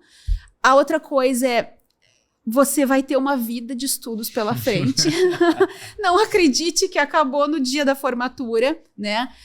Se a gente está falando aqui, falou várias vezes, na prática baseada em evidências, em ciência, da prática conectada à pesquisa, isso é essencial, né? A gente não pode entender. Imagina se eu olhasse para a minha prática que eu aprendi há 20 anos e executasse ela hoje. Numa sociedade pós-Covid, com ideias completamente diferentes, situação econômica do país completa. Não é a mesma psicologia que pode ser aplicada. Não são as mesmas pessoas, não são as mesmas demandas. Eu preciso me atualizar. Então, imaginem que nem tudo foi contemplado na faculdade e está tudo bem, porque você sim vai seguir num processo contínuo e precisa seguir nesse processo contínuo de atualização, né? E acreditar muito, acho, na ideia de valorizar o que o paciente diz, de acreditar que ele é o expert no que ele está falando e que é muito importante a gente acreditar na relação terapêutica. Se tem um ponto que eu digo que é o primeiro que com qualquer abordagem, né, isso precisa ser valorizado e na TCC é muito valorizado, é essa parceria, essa ideia de colaboração. E para eu fazer isso bem feito o que eu preciso observar em mim? Que tipo de pessoa eu sou, que tipo de problemas eu tenho, que tipo de habilidades eu já desenvolvi, o que eu preciso desenvolver. Eu preciso fazer supervisão, eu preciso de uma especialização. As competências do terapeuta, elas vão sendo descobertas, a gente vai se olhando, assim como o paciente se olha e faz toda essa descoberta, né, de quem ele é e das crenças deles, a gente também precisa se olhar, né? Então, a gente precisa ficar atento desde autocuidado, de como é que eu tô me vendo como um profissional e de como é que eu tô me colocando nessa vida de consultório, em qualquer clínica, enfim, e olhar para essas habilidades e competências que eu já tenho, que eu preciso desenvolver a partir das minhas próprias necessidades. Porque senão a gente leva esses vieses, né? A gente se atrapalha, a gente cai em armadilhas, quando o paciente traz coisas parecidas com os meus problemas, enfim. Então, acho que é isso, é não ter ansiedade, é entender que o conhecimento é contínuo e se olhar e poder cuidar de si e poder cuidar dessas competências que com o tempo também vão sendo desenvolvidas, mas é que eu preciso prestar atenção, né? Então, acho que seriam conselhos que eu gostaria de ter ouvido com mais ênfase, talvez, lá Acho que eu também gostaria de ter ouvido esses conselhos, cara. Digo a mesma coisa. Karen, muito obrigado pelo seu tempo, pela sua disponibilidade, por todo o ensinamento que você trouxe. Para as pessoas que querem te encontrar, redes sociais, cursos, como é que as pessoas podem te acompanhar? Eu tenho Instagram, que é Karen SZU, que lá tem um pouquinho de alguns vídeos, que eu vou colocando, inclusive, coisas sobre intervenções online, que é um tema que eu pesquiso muito, associar a terapia cognitivo-comportamental com essa novidade, né? E também lá tem as pesquisas que a gente executa no grupo que eu coordeno, cursos que vão rolando, então lá acho que dá para achar de tudo. Karen SZU. SZU, isso. Perfeito. Então tá ótimo. Obrigado. Obrigada a vocês. Se você é da área da psicologia e da psiquiatria, quer conhecer mais sobre a prática baseada em evidências, eu te convido a conhecer a especialização em prática baseada em evidências em psicologia clínica, do INPB, o Instituto de Psicologia Baseada em Evidências. Você me encontra no Instagram, no @JeanLeonard. João? Karen, muito obrigado pela participação. Obrigada. Eu particularmente aprendi bastante, já reforcei bastantes conceitos aqui. É sempre bom trocar ideias sobre a TCC, sobre o paciente, a relação terapêutica. E obrigado por ter participado com a gente. O meu @ é @JoãoPerini lá no Instagram e a gente se encontra e trocar uma ideia lá. Até mais.